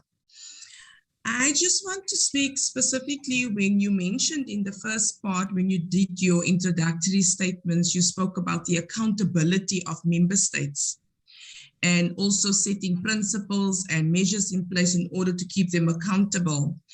And the specific question that I want to ask regarding that is that in some of the states also, as it came through from our presenter, Linda, certain, for instance, child marriages will be criminalized, and in another state, it is not, they're still working towards. And you would understand that people move from state to state within the SADC region. What has been done to expedite and to create the uniform approach when we look at the model law itself? Is there anything in place at this point where we can say that because of the urgency of gender-based violence, because of the urgency of this particular problem across the member states, that these are the measures that are in place to expedite and to make sure that there is uniformity when we look at gender-based violence? Thank you. Thank you very much. I'm going to try to answer them. If there is anything from these questions that Mia or Linda would like to comment or answer, just note them, and when the plenary time comes, then speak to them. I'll attempt quickly the questions that have been asked, starting with whether the gender-based violence, the model law is biased against men. If you read it in totality, it tries to ascribe and to commit and to comply with the key principle that underpin it, which is that one of equality. The constant reference that you may find to women and girls speaks to the reality of the disproportionate impact that gender-based violence has on men and women. But the correct position, as you articulated, is that it cannot and it should not manifest inequality in any form around male and females. My good friend Homolemo asked a difficult question. I don't know what the answer is. I'm happy to assist you. So Mia will help me with that one. Yes.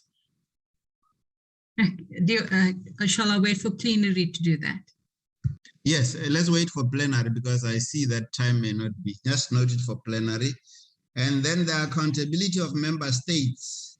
Is there anything being done to expedite the creation of a uniform approach? Given the agency of GBV, I will direct an order that the SG will answer that question about whether there is anything being done, and Linda may assist. So in view of time, let me just finish off so that we have time for plenary to revisit the questions that have been asked and others. Now, on the issue of victims' entitlements and access to legal services, the modern law says a victim shall be entitled to the following rights: the right of a victim to reasonable, accurate, and timely notice of any judicial proceedings, parole proceedings. A victim has a right to be informed of his or her remedies and support services and on how to obtain them. The right to seek restitution from the offender, or the right to seek restitution from the government. I haven't seen much suits against the government around gender-based violence, and maybe we need to see more of these, but the lawyers are the ones who can make that possible, because the bench awaits only to be asked to adjudicate over disputes. The right to safety and privacy and to be free from hardship during investigation, prosecution, and hearing. Hearings not in open court. Where in gender-based violence proceedings before a judicial institution, the institutional body is satisfied that there are special circumstances that make it desirable in the interest of the proper administration of justice that the proceedings or any part of the proceedings be excluded from public hearing, that could be done. A judicial institution may order that a victim testifies away from the perpetrator in different rooms or by use of separating room.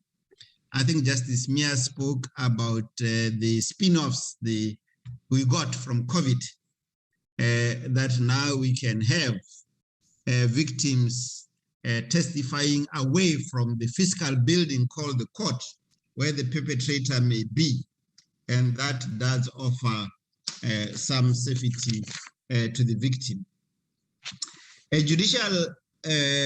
court or a judicial institution may, without prejudice to any other powers, on application made by a victim, whether or not an application has been made by the victim for any other relief, grant an injunction or other order for the personal protection of the victim, restraining the perpetrator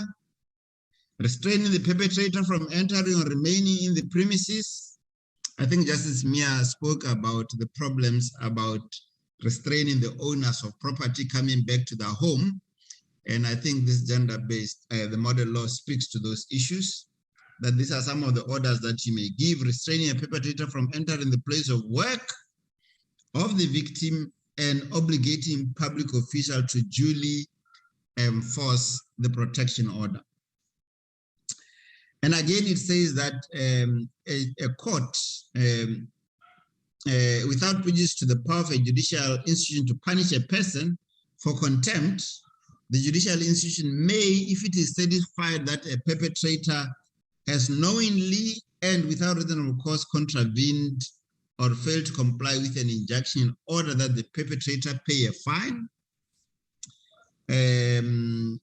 I see there is an amount there, but I think it's of no consequence. What is of consequence is the principle: require that the perpetrator enters into recognizance with or without sureties. That is what may be done. And where a person applies to court relating to a case connecting or relating to gender-based violence for leave to intervene in the proceedings, and the court is satisfied that a person may be able to prove the facts relevant to the issue at hand, it may do so. An intervening order under this section may be made on conditions that the court may impose. And then there is the issue of restitution, that a perpetrator or third party who is responsible for the perpetrator's behavior shall, where appropriate, make restitution to the victim, which restitution shall include compensation in monetary form for the harm, injury, or loss suffered. And where public officials or other agents acting in official or quasi-official capacities have violated gender-based violence laws, a victim shall receive restitution from government or the perpetrator. That is how progressive the modern law is. And it says that where restitution is not fully available from a perpetrator or other sources, the government shall endeavor to provide financial assistance to a victim who has sustained significant bodily injury. Where restitution is not fully available from the perpetrator, the government may step in, especially in situations where there is significant bodily injury or impairment. And also issues around procedures, legal services to ensure access to justice. It says that a service provider shall ensure when attending a victim that they are non-judgmental, they are supportive, already spoken about that, proceed in a manner that considers and prevents secondary victimization. I think secondary victimization comes when, in terms of the service providers, they act in a manner that literally serves to continue the trauma or the injury or the pain. That must be avoided at all costs. And it says, and this we know to be quite common, it says this model law says mediation shall not be permitted in any case of gender-based violence before and during judicial or quasi-judicial proceedings. It prohibits mediation. And we know in many of our jurisdictions that women who report these issues, sometimes the police don't proceed any further because the complaints have been withdrawn. And it also says marriage shall not be a competent decision in cases of sexual assault or rape cases or due to the woman or girl being pregnant as a result of sexual assault. A judicial institution shall ensure timely and expeditious proceedings. We have spoken about that. And the rights of victims during judicial proceedings are also stated.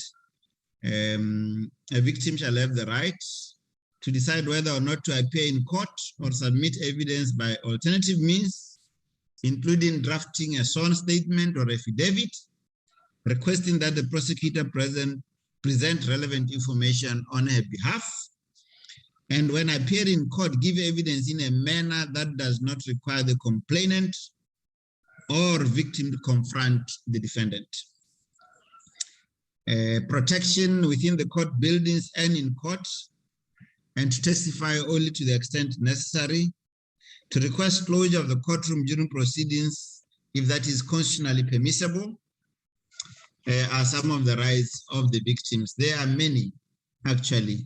They run almost into 2 pages. And it also says criminal proceedings shall not be a bar to civil proceedings being initiated against the perpetrator or anyone who acted negligently. Evidence and evidentiary procedures. The modern law says, for the purpose of a law on gender-based violence, a matter of fact shall be taken to be proved if it is established to the reasonable satisfaction of the judicial institution or quasi-judicial body. I'm sure many of you would like to speak to that one. It may have some issues that I just realized now. And where a provision of the law requires the judicial institution or body to be satisfied of the existence of any ground or fact or any other matter, it is sufficient if the judicial institution or body is reasonably satisfied of the existence of that ground. So all those rights are detailed extensively in the model law. And it says a prosecution of gender-based offense may proceed in the absence of a victim. So the prosecution of a perpetrator may proceed in the absence of a victim. In other words, the absence of a victim should not be a valid ground to postpone a matter. The legal system, prosecution, and sentencing policy with regard to gender-based violence shall ensure That is very important because we all know that at the end of the trial comes the most complicated or difficult thing to do, which is appropriate sentence. The model law says that we must ensure that the evidential rules are non-discriminatory. The cautionary warning or collaboration rule, I have already spoken about it, and that legal defenses such as provocation shall not be invoked to escape criminal responsibility. That is what the model law says. False accusation shall not be invoked in gender-based violence cases. Being under the influence of alcohol, drugs, or other substances, unless forced, shall not exempt a perpetrator from criminal responsibility. A marriage or other relationship shall not constitute a defense to a charge of sexual assault or rape. In other words, it makes a marital rape a criminal offense. And there are general requirements for the criminal justice system, prohibitions relating to gender-based violence, and the obligations it imposes on the minister. All forms of gender-based violence are prohibited. Now, there are certain factors that I will highlight before I conclude relating to the work of the magistrates and the judges, which is important. I hope to do so in 2 minutes. And this relates to factors when imposing imprisonment. It says that a judicial institution shall take into consideration the following factors when sentencing a perpetrator and shall impose an imprisonment term if these factors are present in offenses punishable by imprisonment, but with an option for a fine. The offense involves serious injury or death of the victim or another person, including death as a result of suicide. The offense involves a victim who is particularly vulnerable, including a pregnant woman. The victim was deprived of liberty. These are the factors that the courts must take into account when passing an appropriate sentence. It says you shall take into account all these circumstances. The victim is physically and mentally handicapped. The victim is a child. You take that into account. The offense involves more than one victim. You take that into account in imprisoning the perpetrator. The crime was committed as part of the activity of organized crime, drugs. A child has been adopted for purposes of exploitation. The perpetrator is a state or public official.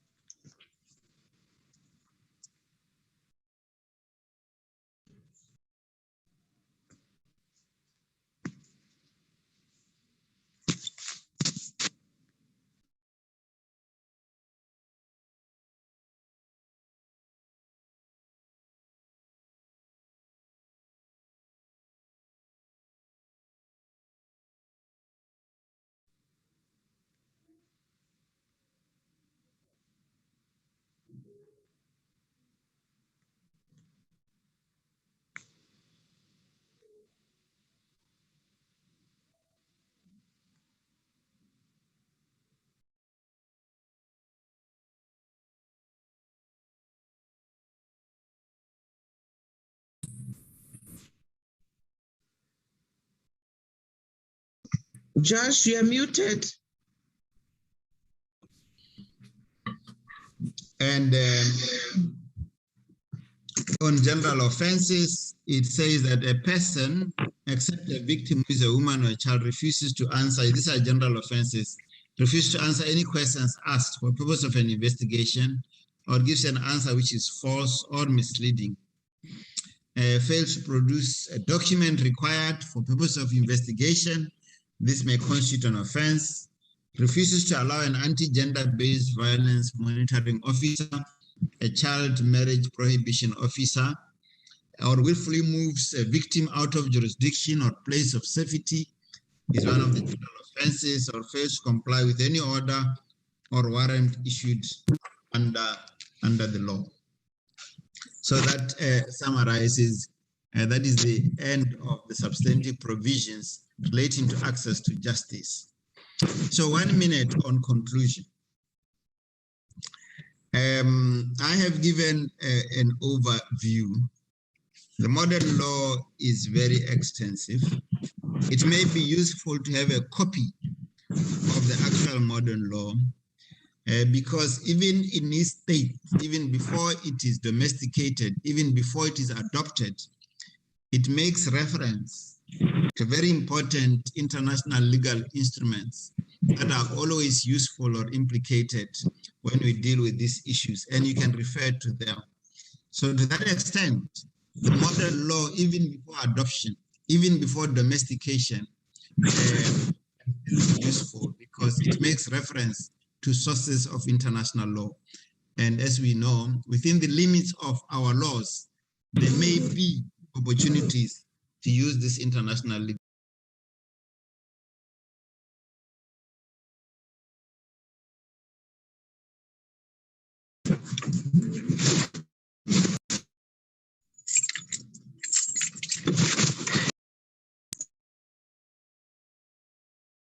Justice Dingake, you're muted.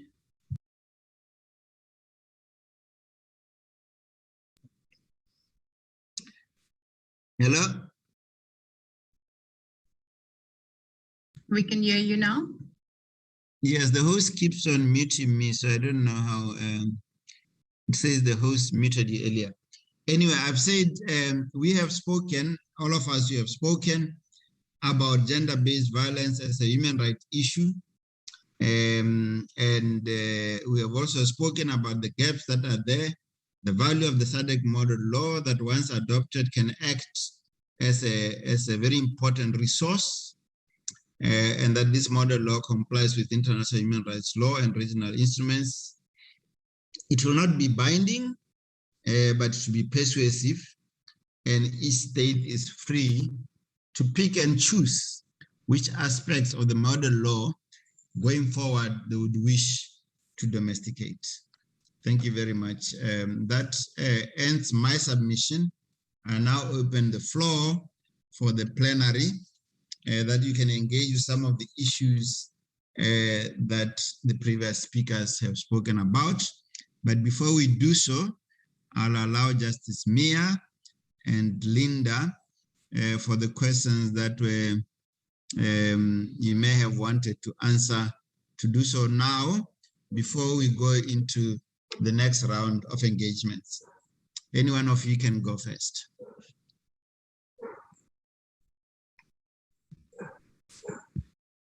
Linda, do you want to go first or shall I? Shanaz, I think perhaps maybe I'm going to actually allow my question to be directed to Madam SG, because I think it pertains to the vision of how she would see the model law ultimately, rolled out and implemented. And obviously, it's a model law that provides guidance and standards, but obviously it doesn't dictate to any of the member states. So although there would be a vision for harmonization, it's not something that could be measured and controlled. So that's my submission. Over to you, Shanaz. Thank you, Linda. Dr. Mashu. In response to your question, how does a magistrate who is experienced in gender violence preside over gender violence matters? One would ask the question, how does a magistrate who experiences a robbery deal with robbery matters? What often happens is the presiding officer is taken out of that court for a period of time and then placed back in court. Now, it depends on the management issue.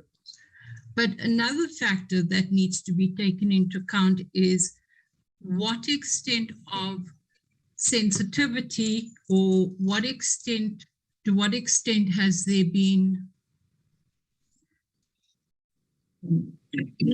I think in the past we called it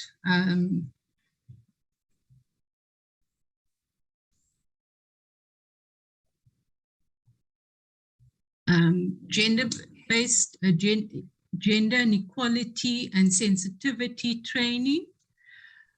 To what extent have we trained our magistrates to be sensitive and to be aware of the biases and aware of the filters that they come in with? To what extent is that particular magistrate traumatized? And if that particular magistrate is so traumatized by the own violence that they're experiencing themselves, clearly that is not the person that you want to put in that particular court. So it is clearly a management decision. Obviously, one would want to ensure that somebody experiencing that kind of trauma is getting the necessary support from a mental health professional and any other support that they require. But in the workplace, from a work perspective, if they're coming to work, if they're fit to come to work, it is that senior magistrate and the chief magistrate's decision as to where the person is going to be suitably placed and whether the person is in a position to deal with those matters. And that is where the issue comes in. Is such a person in a position to make such decisions? Because you are colored by your own experience in such instances. And you need to work through those experiences, through your own experiences with a health professional and to get the necessary support before you are able to deal with similar matters adequately.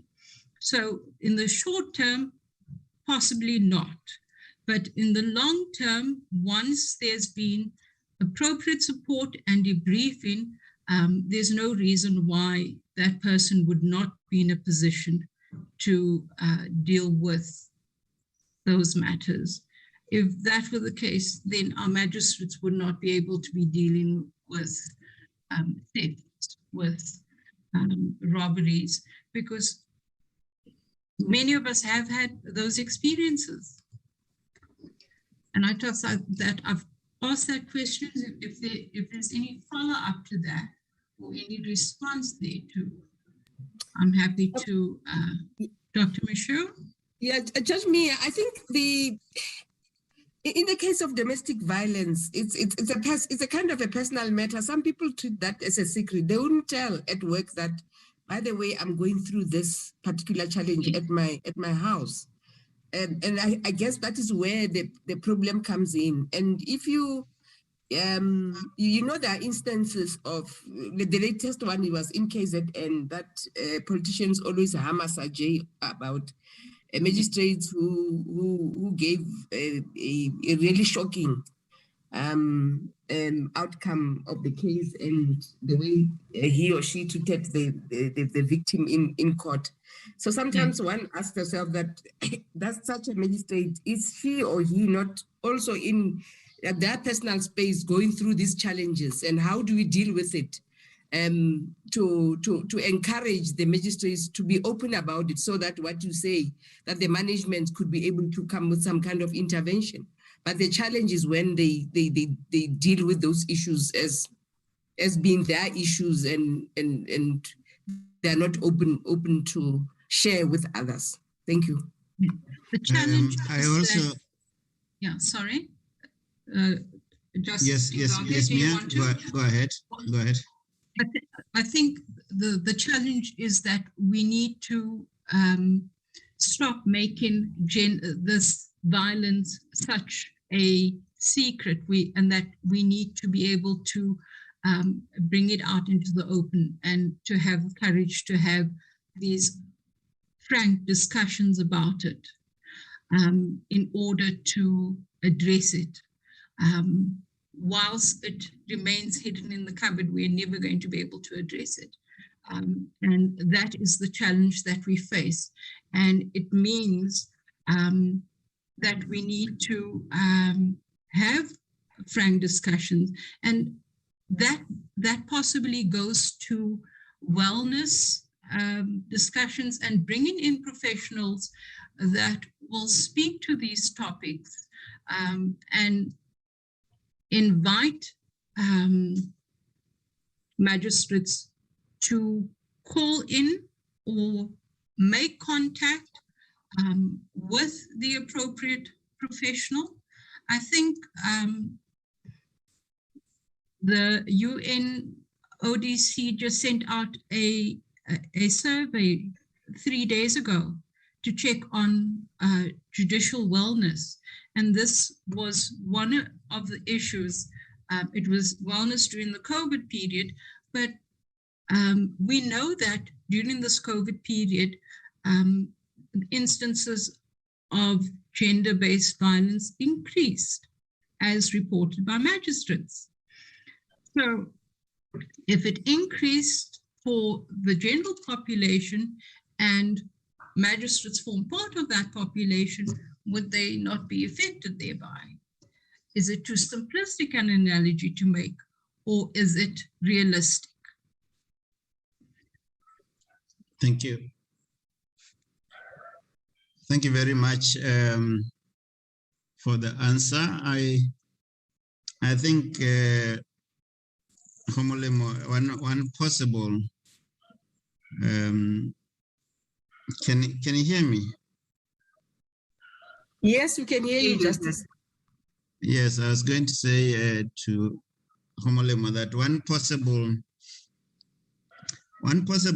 it's a complicated one in some way, but one possible answer is that as judicial officers, all of us within the judiciary, judges, magistrates, when we preside on any issue, we need to connect and engage with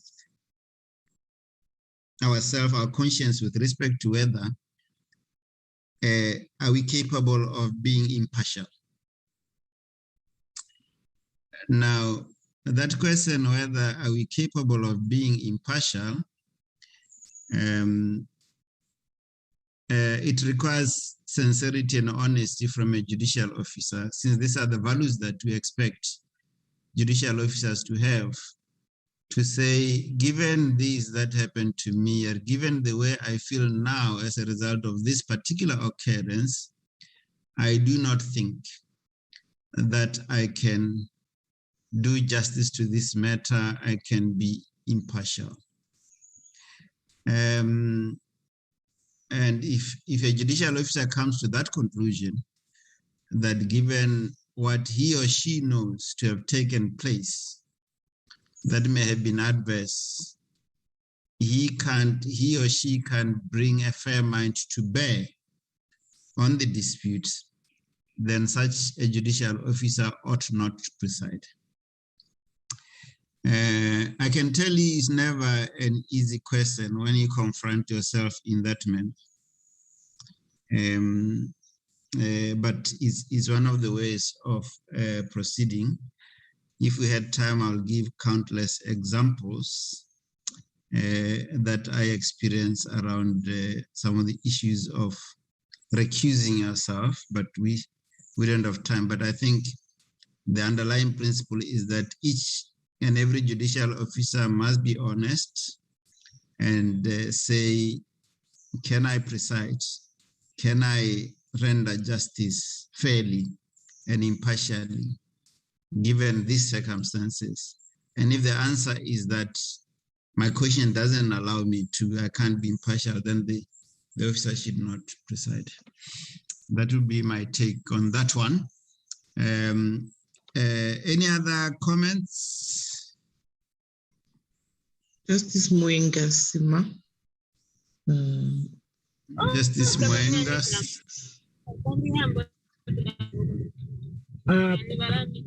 Good afternoon, and thank you for the opportunity. I do observe all protocol.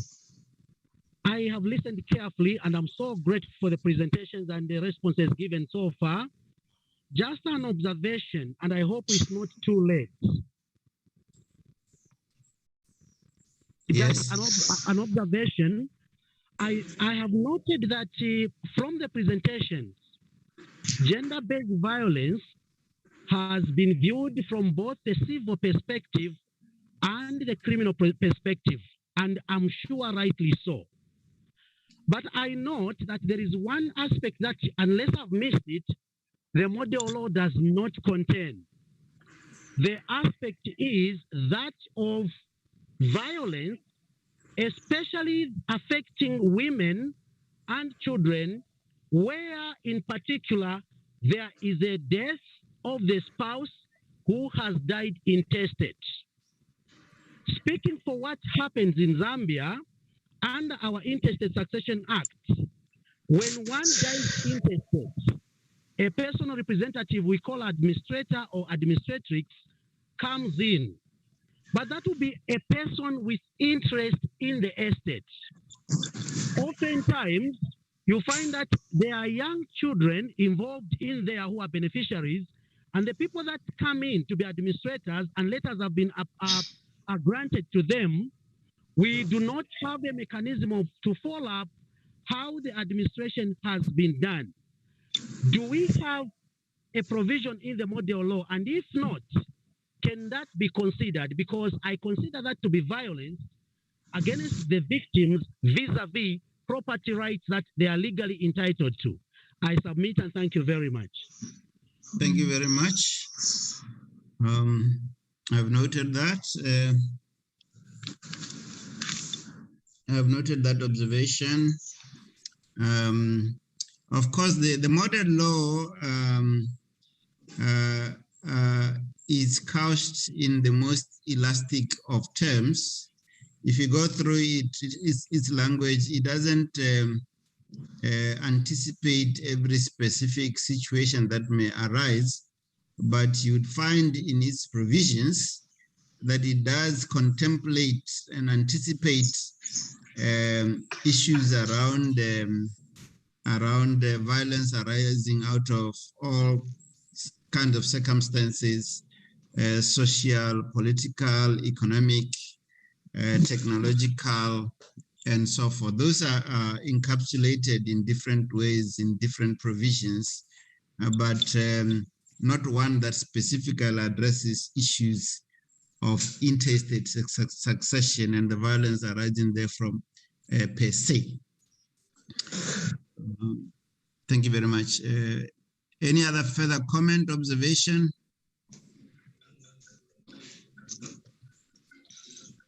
We have two hands up, Judge. Yes. I don't know if they're old hands. From Justice Muinga. Okay, I can see. Okay. And Waba. Okay, Jackie hasn't spoken. Waba will come. Alice will come after Wessels and Muinga. There's another hand from Justice Prince Boniface Muinga. Yes, let's start with Jackie, Wessels, and then Muinga, and then Alice. Good afternoon, everybody. And I just want to thank the presenters for very interesting presentations and discussions so far. I'm the Regional Court President here in Limpopo in South Africa. With regard to the model law, I think it's an extremely important effort that has been taken by the SADC Parliament, and that it is important that it must be progressive and to give proper guidance to all of us in this regard, in this very serious aspect. Some mention was made by some of the presenters regarding cyber violence, and it might be necessary. You mentioned the issues with lawyers and interpretation. So it might be necessary to consider including in the definition of gender-based violence also the reference to online gender-based violence or cyber violence or gender-based violence, cyber crime. You know, those terms are being used interchangeably. And maybe even consider providing the definition there's some general definitions of cyber violence available. I've been working both with cybercrime and gender-based violence. And when you're dealing with cybercrime, you know, everybody primarily think about the big cyber attacks, you know, on institutions, etc., and the ransomware and all of those kind of things. And they forgot about the fact that cyber violence is at increased and it is rampant. And it is really necessary that we give more attention to particularly your gender-based violence, cyber crimes, or your cyber violence. In particular, aspects such as your online child sexual exploitation, as well as all of the different forms of cyberbullying, including issues such as revenge porn. That has also been increasing a lot as people have been using more and more, you know, online applications, etc. One of the other things to consider probably as well from a gender-based violence perspective, internationally, there's been a lot of, and for quite a while now, the talk about the fact that, for example, the use of terminology such as child porn, which we still have in most of our legislation, is actually diminishing the seriousness of what we're really talking about, and that it should be rather referred to as child sexual exploitation material. And it might be something to consider, considering this is a model law, to also give some guidance in this regard. And that maybe some reference to that can be considered to be included as well. Sorry, Jackie, I missed that one. You said reference to what? Child sexual exploitation material instead of the use of child pornography, because in that is actually what it's really all about. It's thank you. Sexual exploitation material, yeah. Then I'm very glad to see that there was reference to audiovisual link under the procedure, you know, the ways that witnesses can testify. But again, from an interpretation perspective, you know, our lawyers are, maybe the words remote audiovisual link should be added, or remote, because we really need to consider, you know, in particular for the safety of the victims, and also to prevent, you know, the secondary traumatization, as well as the victimization they often get in court, or just outside of the courtroom with the family and the friends and of the victims. We saw that very often happening. That we made clear that this can be that they can testify from somewhere else outside of the court building.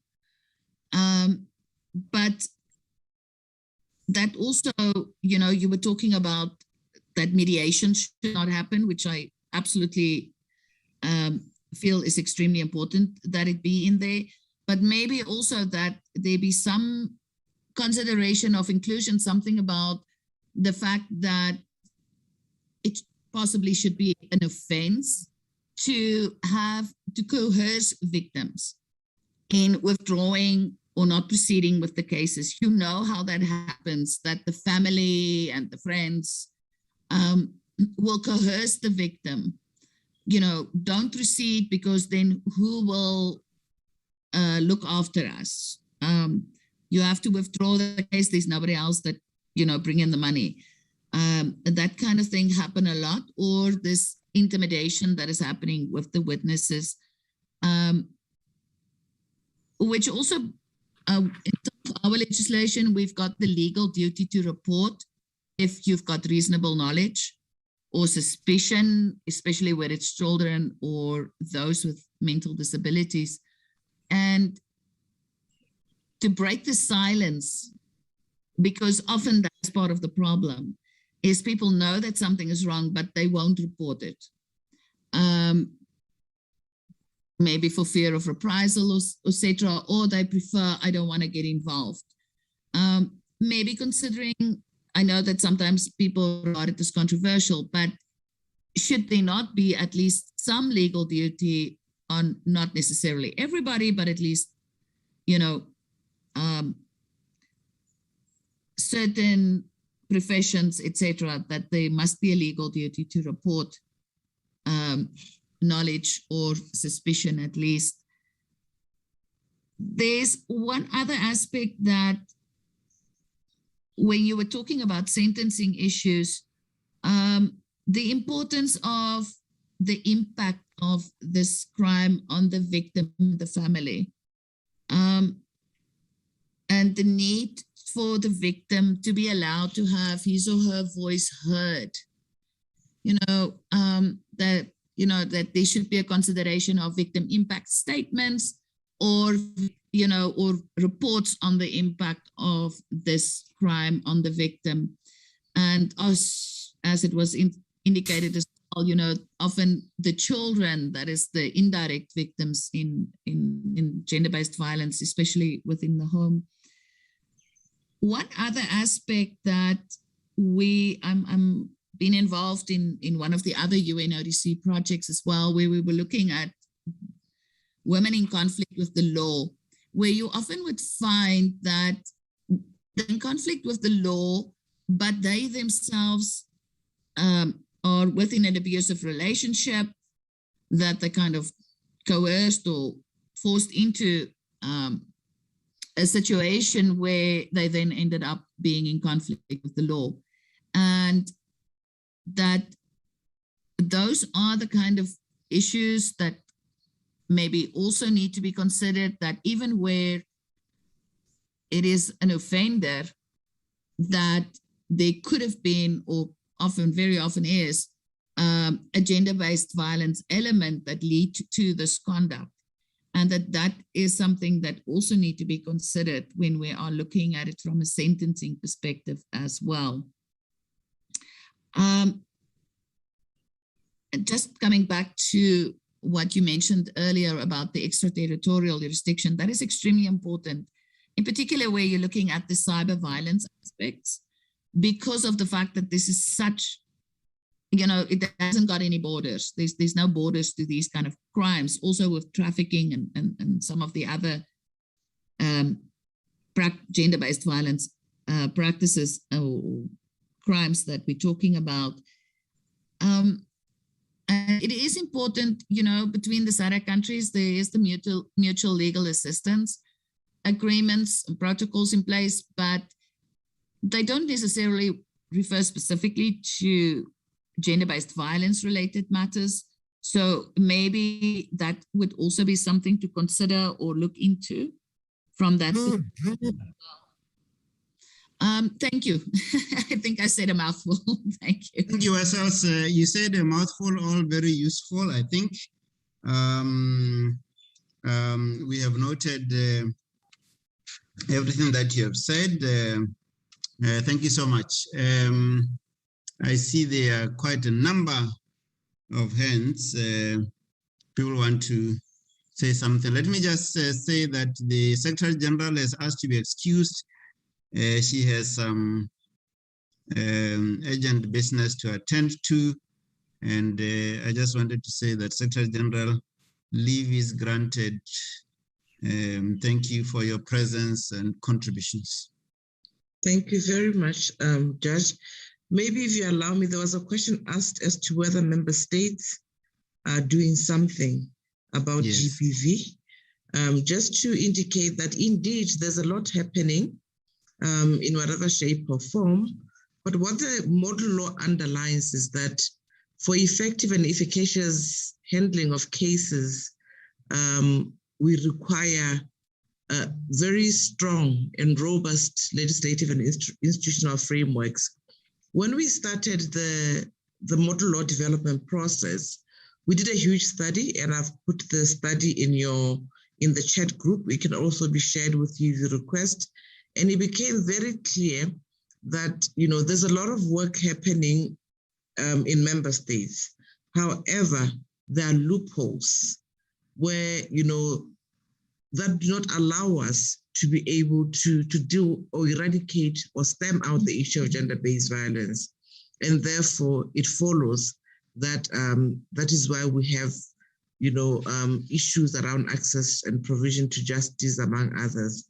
So the PowerPoint presentation also will be shared with you if you so wish, so that you can look at the comprehensiveness of this study. There were texts that were shown in every component that we felt will be useful if we are really quite, serious or would like to be coordinated in the manner in which we're going to address the issue of gender-based violence. I thank you, Judge, and thank you for your attendance. Thank you very much. Thank you, SG. Much apprecited. The next speaker, I'll call upon Chipalo, followed by Alice and Mwinga. In that order, Chipalo, Alice and Mwinga. Thank you so much, Director of Program. Good afternoon to the justices. May I just say all protocols observed. I followed the proceedings, and my understanding is that the model law is centered on the upholding of human rights. Now, given this scenario of criminal proceedings, where constitutionally a perpetrator or an accused is innocent until proved guilty or until himself admits the charge or charges. Now, without prejudice to the victim's welfare, who, from what has been presented, is, for lack of a better term, is being given preferential treatment, where she can even testify in a separate room away from an accused person or a perpetrator. Now, sitting as a magistrate who is supposed to be impartial, how do I balance the scales, given that even the perpetrator has the right to a fair and free trial? So how do I balance the scales so that it is not seen that my proceedings or the proceedings before me are biased towards the accused person and biased against the accused person or perpetrator and biased towards the victim? So how do I balance the scales? Thank you. Well noted. Thank you very much. I had mentioned the order, so go next, the one that I mentioned. I forgot who I said.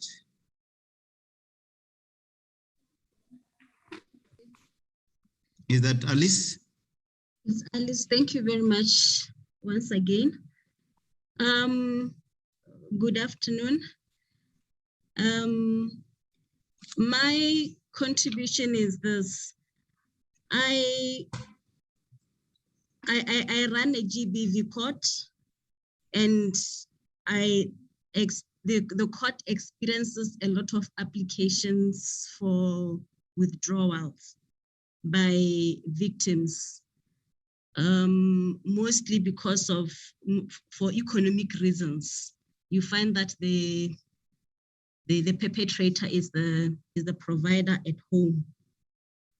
I was thinking, and it's my recommendation, that this model should provide for rules or regulations for withdrawals to guide courts when such applications are made. I'm speaking from my jurisdiction here in Botswana, where we don't really have those laws. You find that an application comes and it's really in the hands of a particular magistrate whether to withdraw the case or not. So the model will really help states that or nationals that do not have such laws. The second contribution is I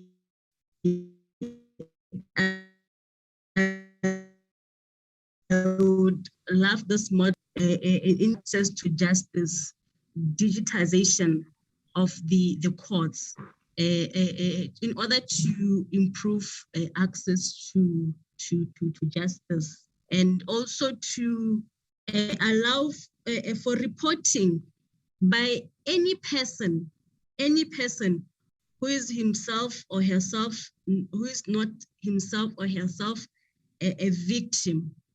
Because like we said, these victims are vulnerable and they may not report for fear or for other reasons. I think that's all. Thank you very much. Yes. Thank you. Now, I think it's noted the observations you made about the application for withdrawal for economic reasons and the need for some supporting legislation or regulations to guide the courts in those circumstances. And the last point you made about other persons being able to report GBV. I would like the next speaker, Chipalo has spoken, has he? Thank you very much. Good afternoon, everyone. Are you the, did you speak earlier? No? No, I didn't speak earlier. I Okay. just have similar names with the other speaker. Oh, okay. I was confused. Go ahead. Yes, good afternoon, everyone. My name is Mwinga Simanya. I'm a magistrate from Zambia. Judge, I heard during your presentation, you spoke about court proceeding in the absence of the accused person. My question was, is this fair on the accused person since he has a right to a free trial and he has the right to be heard? These rights are enshrined in the Universal Declaration of Human Rights, and I believe in many of the constitutions of SADC member states. So my question was, is this provision in accordance or compliance with already set universal protection of human rights? Because in as much as we are trying to protect the rights of the victims of GBV, the scales of justice should balance, in my opinion. My second contribution was on the laws on femicide. In our country, it is a defense for a husband who has killed his wife if he found her red-handed committing adultery. In my view, this just encourages femicide.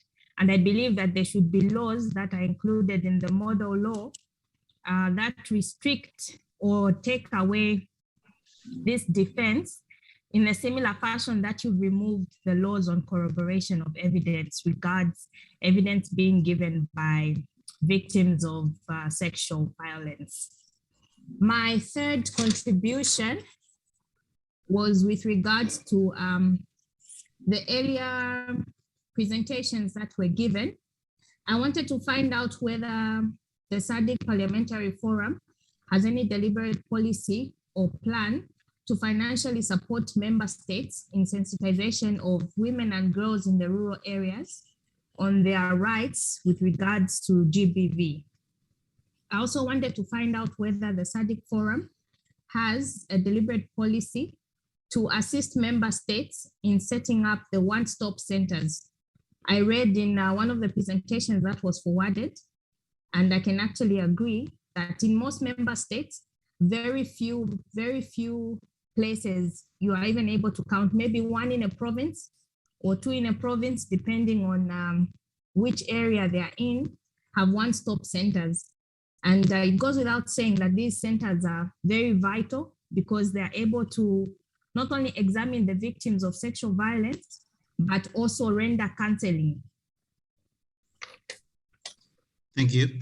Thank you very much. I also wanted to find out whether the forum has any deliberate policy in the future to carry out trainings for member states. I can start in terms of the key members of the justice system. For instance, like today we have a forum of magistrates. Do you have any deliberate policy where you are going to carry out trainings in the member states to train your magistrates, or is it police officers and all the different layers in the justice system? I believe this will be vital in the enforcement of the model law. Thank you very much. That was my submission. Thank you so much. I'll call on Victoria.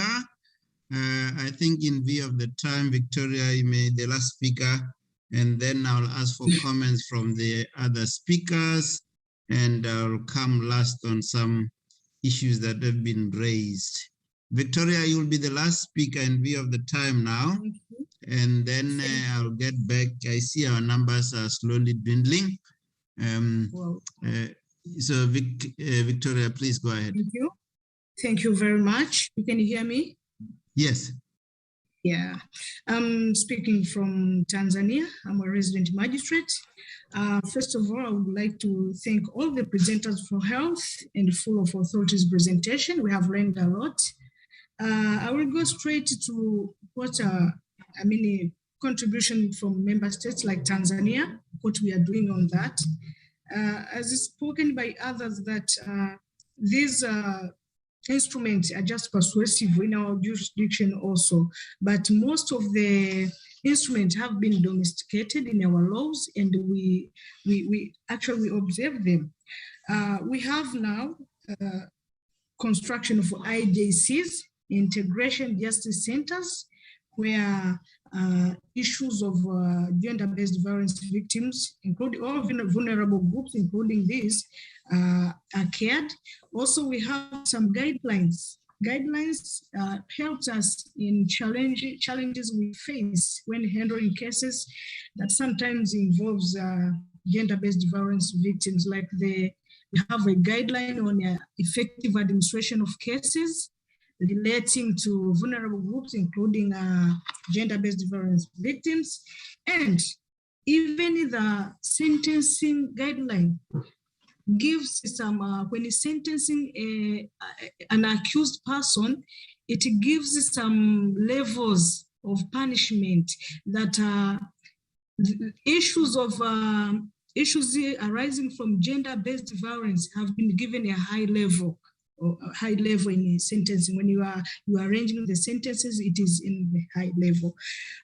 Sometimes we magistrates faces some issues, like when you receive a charge sheet, you just find a charge sheet, it does not contain more, or the particulars, if they are not satisfactory, we won't realize if it's a gender-based violence case until you start the hearing. So sometimes we find that the laws governing preparation of these charge sheets should accommodate more details, so that you get to know that beforehand that this case relates to gender-based violence. However, mostly in our country nowadays, when the case comes, court has to come when the investigation is complete. So you may find some facts and read. So sometimes we are just magistrates when we are being trained or sensitized on these issues of gender-based violence to read the case file properly and find out that now you are facing a case where inside it there is some elements of gender-based violence. Another issue that I find it for the organization to look up into is the safe zones for those victims. Let's say a gender-based case, a wife, a husband is the culprit and the victim is a woman maybe, and she goes back. Maybe the case is bailable, they go back home together. Nowhere to take the victim. So safe shelters, I think the organization has to look up into, all member states has to do something on those schemes for those gender-based victims. Thank you. That is my contribution. Thank you very much, Victoria, and thank you, everybody. We are going to try to address some questions. I'll come last. I know the Secretary General is gone. I don't know whether Kurasha is there to answer questions around SADC PF plans, deliberate policy. One-stop center has been raised to sensitize communities. Is Kurasha available? Judge, good afternoon. Good afternoon, Kurasha. You want to attempt those questions around your plans around sensitization communities, one-stop center, training, all those issues. Do you have anything to say? Thank you, Judge. What I could speak on is the context in which SADC PF operates, which is the fact that we work with and through national parliaments. So the context of what we could do at SADC PF must be understood in that regard. So when a model law has been adopted, what follows is the domestication. And as you know, the domestication happens at national level. SADC PF works with national parliaments to facilitate and to be available where facilitation might be needed when there is engagement through parliaments with stakeholders to facilitate domestication, the domestication process. It has happened that sometimes SADC Parliamentary Forum has been invited through national parliaments to engage stakeholders further on the process, in the process of domestication, but national parliaments must take a lead in this regard. And we also at national parliaments, because each member state is represented at SADC PF by delegations or delegates that are drawn from parliaments, which is the speaker plus 5 other members. Those are the primary vehicles through which we push for the process of domestication at national level. On its part, SADC PF, whenever we have developed a model law, and this will apply for this current one, is we will then follow up with a framework to facilitate the domestication, one of which we develop a user guide for different stakeholders to be able to figure out what their role could be in the domestication process. And we also develop scorecards to facilitate the implementation process at national level. That is the extent to which SADC PF's role could be or should be understood, Judge. We work with and through national parliaments, and therefore, if there are any requests, specific requests that could come, they could come to SADC PF, but they could also be channeled through national parliaments, who are the constituent element of SADC Parliamentary Forum at the regional level. Thank you, Justice. Thank you so much. I appreciate that. I hope it is helpful. I'm going to call upon, in view of the time, and I see people are leaving the platform one by one. Mia or Linda, anything you picked from the questions you wish to answer briefly, so that we go to the closing remarks and we are within time? Thank you, Judge. It's Linda. I'd like to comment on the issue of capacity building.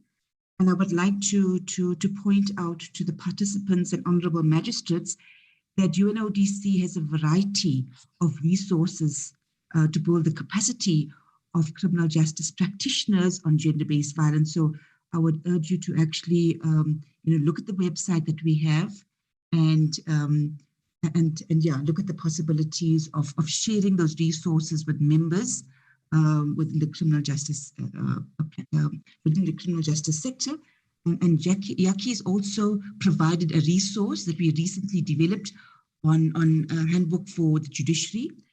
Over and above that, there are plans in the pipeline to actually look at a series of webinars for criminal justice practitioners during 2022 with the SADC Secretariat. With regards to the model law, I know that in 2022, we also with the SADC PF looking at building awareness on this particular process to build sensitization and urge member states to look at how they can actually draw on the standards of the model law and build on their legislative processes. That's my submission. Thank you, Judge. Over to you. Thank you very much. Mia, you have anything to say? I think we just missed a question from Mr. Baloyi in the chat. he spoke about the issue of the striking off the roll of gender-based violence cases. I think that falls squarely, and he spoke about judicial overreach. I don't think it's a question of judicial overreach in that instance. I think that is exactly where your judicial function plays out, that those matters ought not to be struck off the roll, and it is judicial officers who are striking those matters off the roll.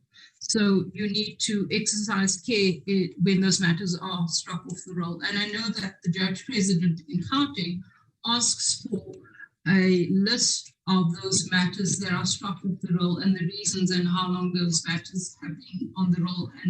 And he checks to see whether the presiding officers have conducted the 342A inquiry before the matter has been struck off the roll, because of the concern that matters are being struck off the roll without reason, or without a proper inquiry being conducted, rather. Let me correct myself. So there isn't a concern. Once you've conducted the inquiry and you've exercised your discretion, there shouldn't be a problem. But before doing that, it would be appropriate to subpoena the investigation officer to explain why the investigation is not complete, and to hold the senior accountable, and to ask for reasons why the investigation is not complete. That addresses that question. There was a question with regard to the balancing of the scales. Now, it makes provision for the trial to proceed in the absence of the victim. That does not necessarily detract from the right of the accused.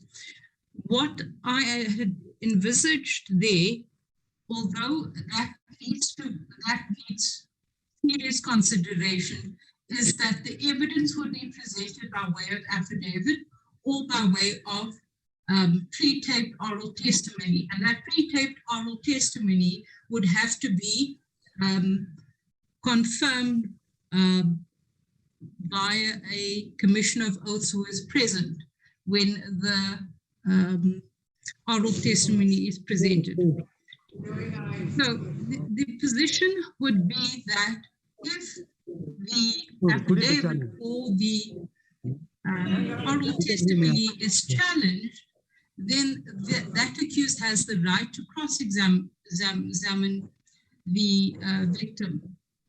And that is where you would ensure that the accused's right to a fair trial is guaranteed by allowing the perpetrator to exercise that right to cross-examine the victim to test that evidence. And that can still be done via an audio-visual link that can be set up at a later stage, and it can be done by an intermediary. In South Africa, the Domestic Violence Act makes provision for the questions to be directed through the presiding officer to the victim, so that there is no intimidation that the victim feels. And similarly, that can be done in that fashion. So I don't see that the right of the perpetrator to a fair trial is being infringed in that fashion. If the perpetrator is being afforded the right to present their case, to cross-examine, and to present their version. The only challenge is if the victim wants to consider or wants to challenge the perpetrator's version, they would have to be present in court, or their legal representative would have to be present in court in order to challenge whatever version is presented. I think that covers. Thank you. I'm covered. Thank you so much. Thank you so much, everybody. I was going to The last question that I was going to attempt to respond to, I think Justice Mia has done so ably. I would only wish to add the following, to say that all the issues that were referred to by colleagues from the magisterial bench around the need to ensure that fair trial are observed and that the scales must remain at all times firmly evenly balanced are critical. But as you will know, every case turns on its own circumstances. There may be a case where the absence of a victim in a trial may occasion injustice or violate fair trial provisions. If it is such a case, then obviously that will be untenable.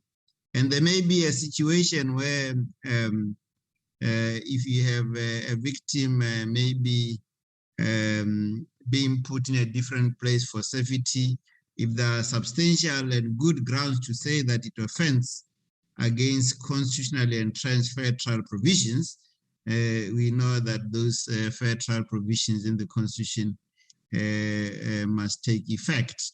So it's a question of balancing at every situation. But what the SADC gender model law tries to do is to ensure that the structural and ingrained prejudices and biases that actually tilt the scales against women are avoided. It is not in all situations where you may need the victim to be physically present. It all depends on the circumstances of each case and the facts in contention or in contestation.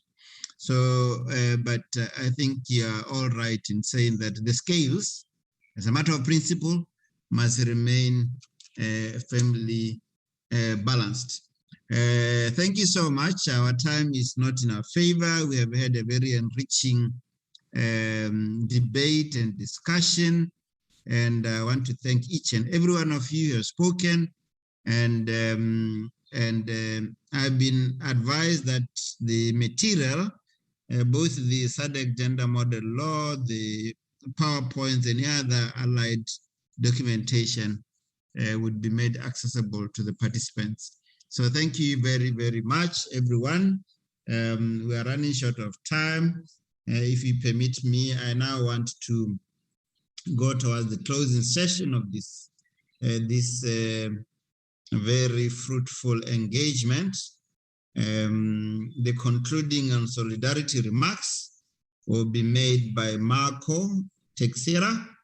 I apologize for the pronunciation. She's officer in charge for the UNODC Southern Africa. Permit me, please, to call you to the virtual podium for you to make your concluding and solidarity remarks. Marco Teixeira. Thank you. Good afternoon. And of course, Your Excellencies, Honorable Magistrates, Madam Secretary General of SADC Parliamentary Forum, Program Director, distinguished ladies and gentlemen, it gives me a great pleasure to be here today to conclude these very interesting discussions that I had the opportunity to accompany the last minutes in what regards the SADC model law on gender-based violence.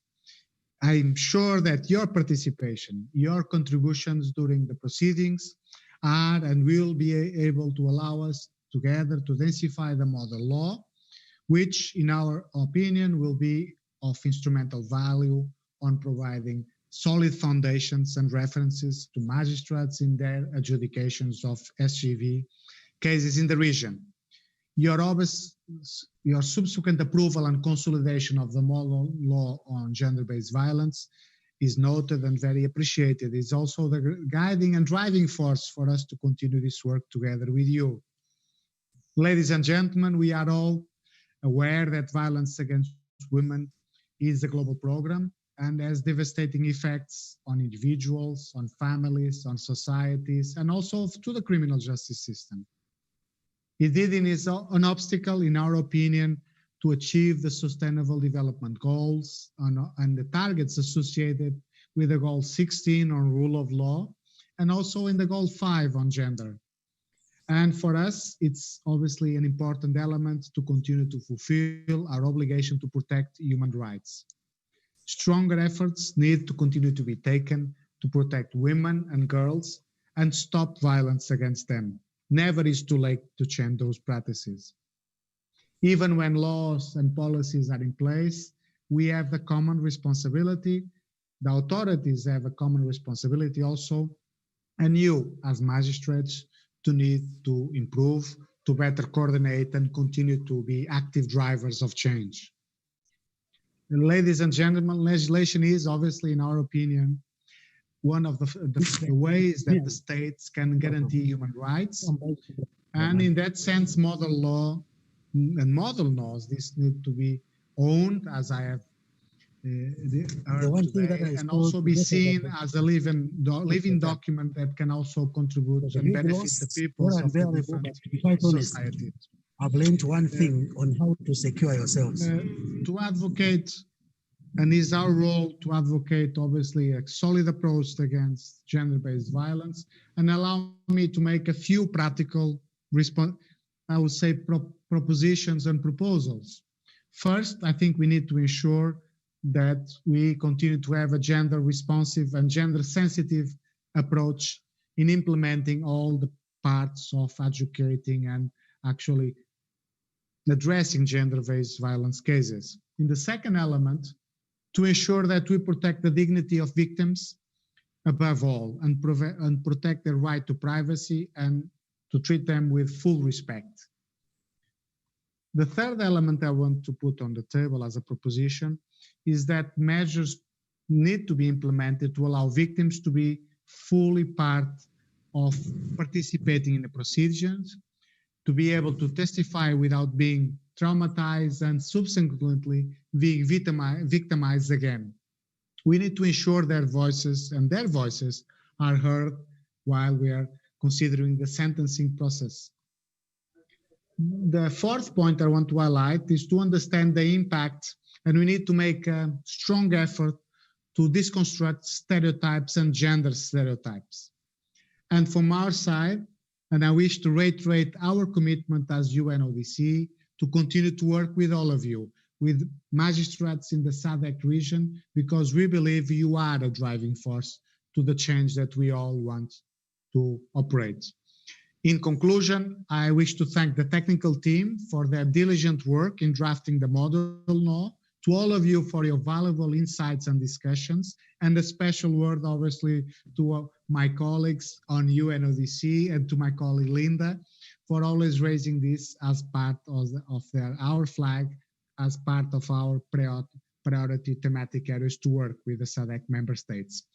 I wish to thank also the SADC Parliamentary Forum for the strong partnership and leadership in this process.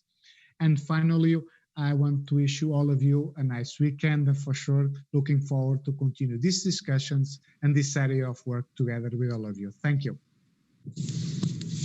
Thank you so much, Mr. Texera. Thank you so much for your very helpful commentary and incisive observations. I think we are in it together. It's actually everyone, UNDOC, SADC, and every one of us to join hands and to address this scourge. So I would want once again to thank each and every one of you. We didn't have enough time. The issues were interesting. And I think Linda today will go home very happy and vindicated that she really spent sleepless nights pushing that the magisterial bench must be consulted, and that since they are on the ground, so to speak, and that a number of these issues they have dealt with, not in theory, but in practice. I think today's session actually confirms that the magistracy is actually the coalface of the administration of justice, especially when it comes to issues of gender-based violence. So Linda, allow me to thank you for having made sure against all odds that this consultation takes place. Thank you very much for those tireless efforts. It is therefore my honor, I don't know whether Linda is there. It is now my honor and pleasure to close this meeting on that note. Thank you, everybody, and all the best. Thank you very much. Thank you so much. Thank you. Thank you. Thank you, everyone. Thank you. Judge, for excellent moderation. Thank you. Thank you so much. Thank you so much. Thank you. Thank you.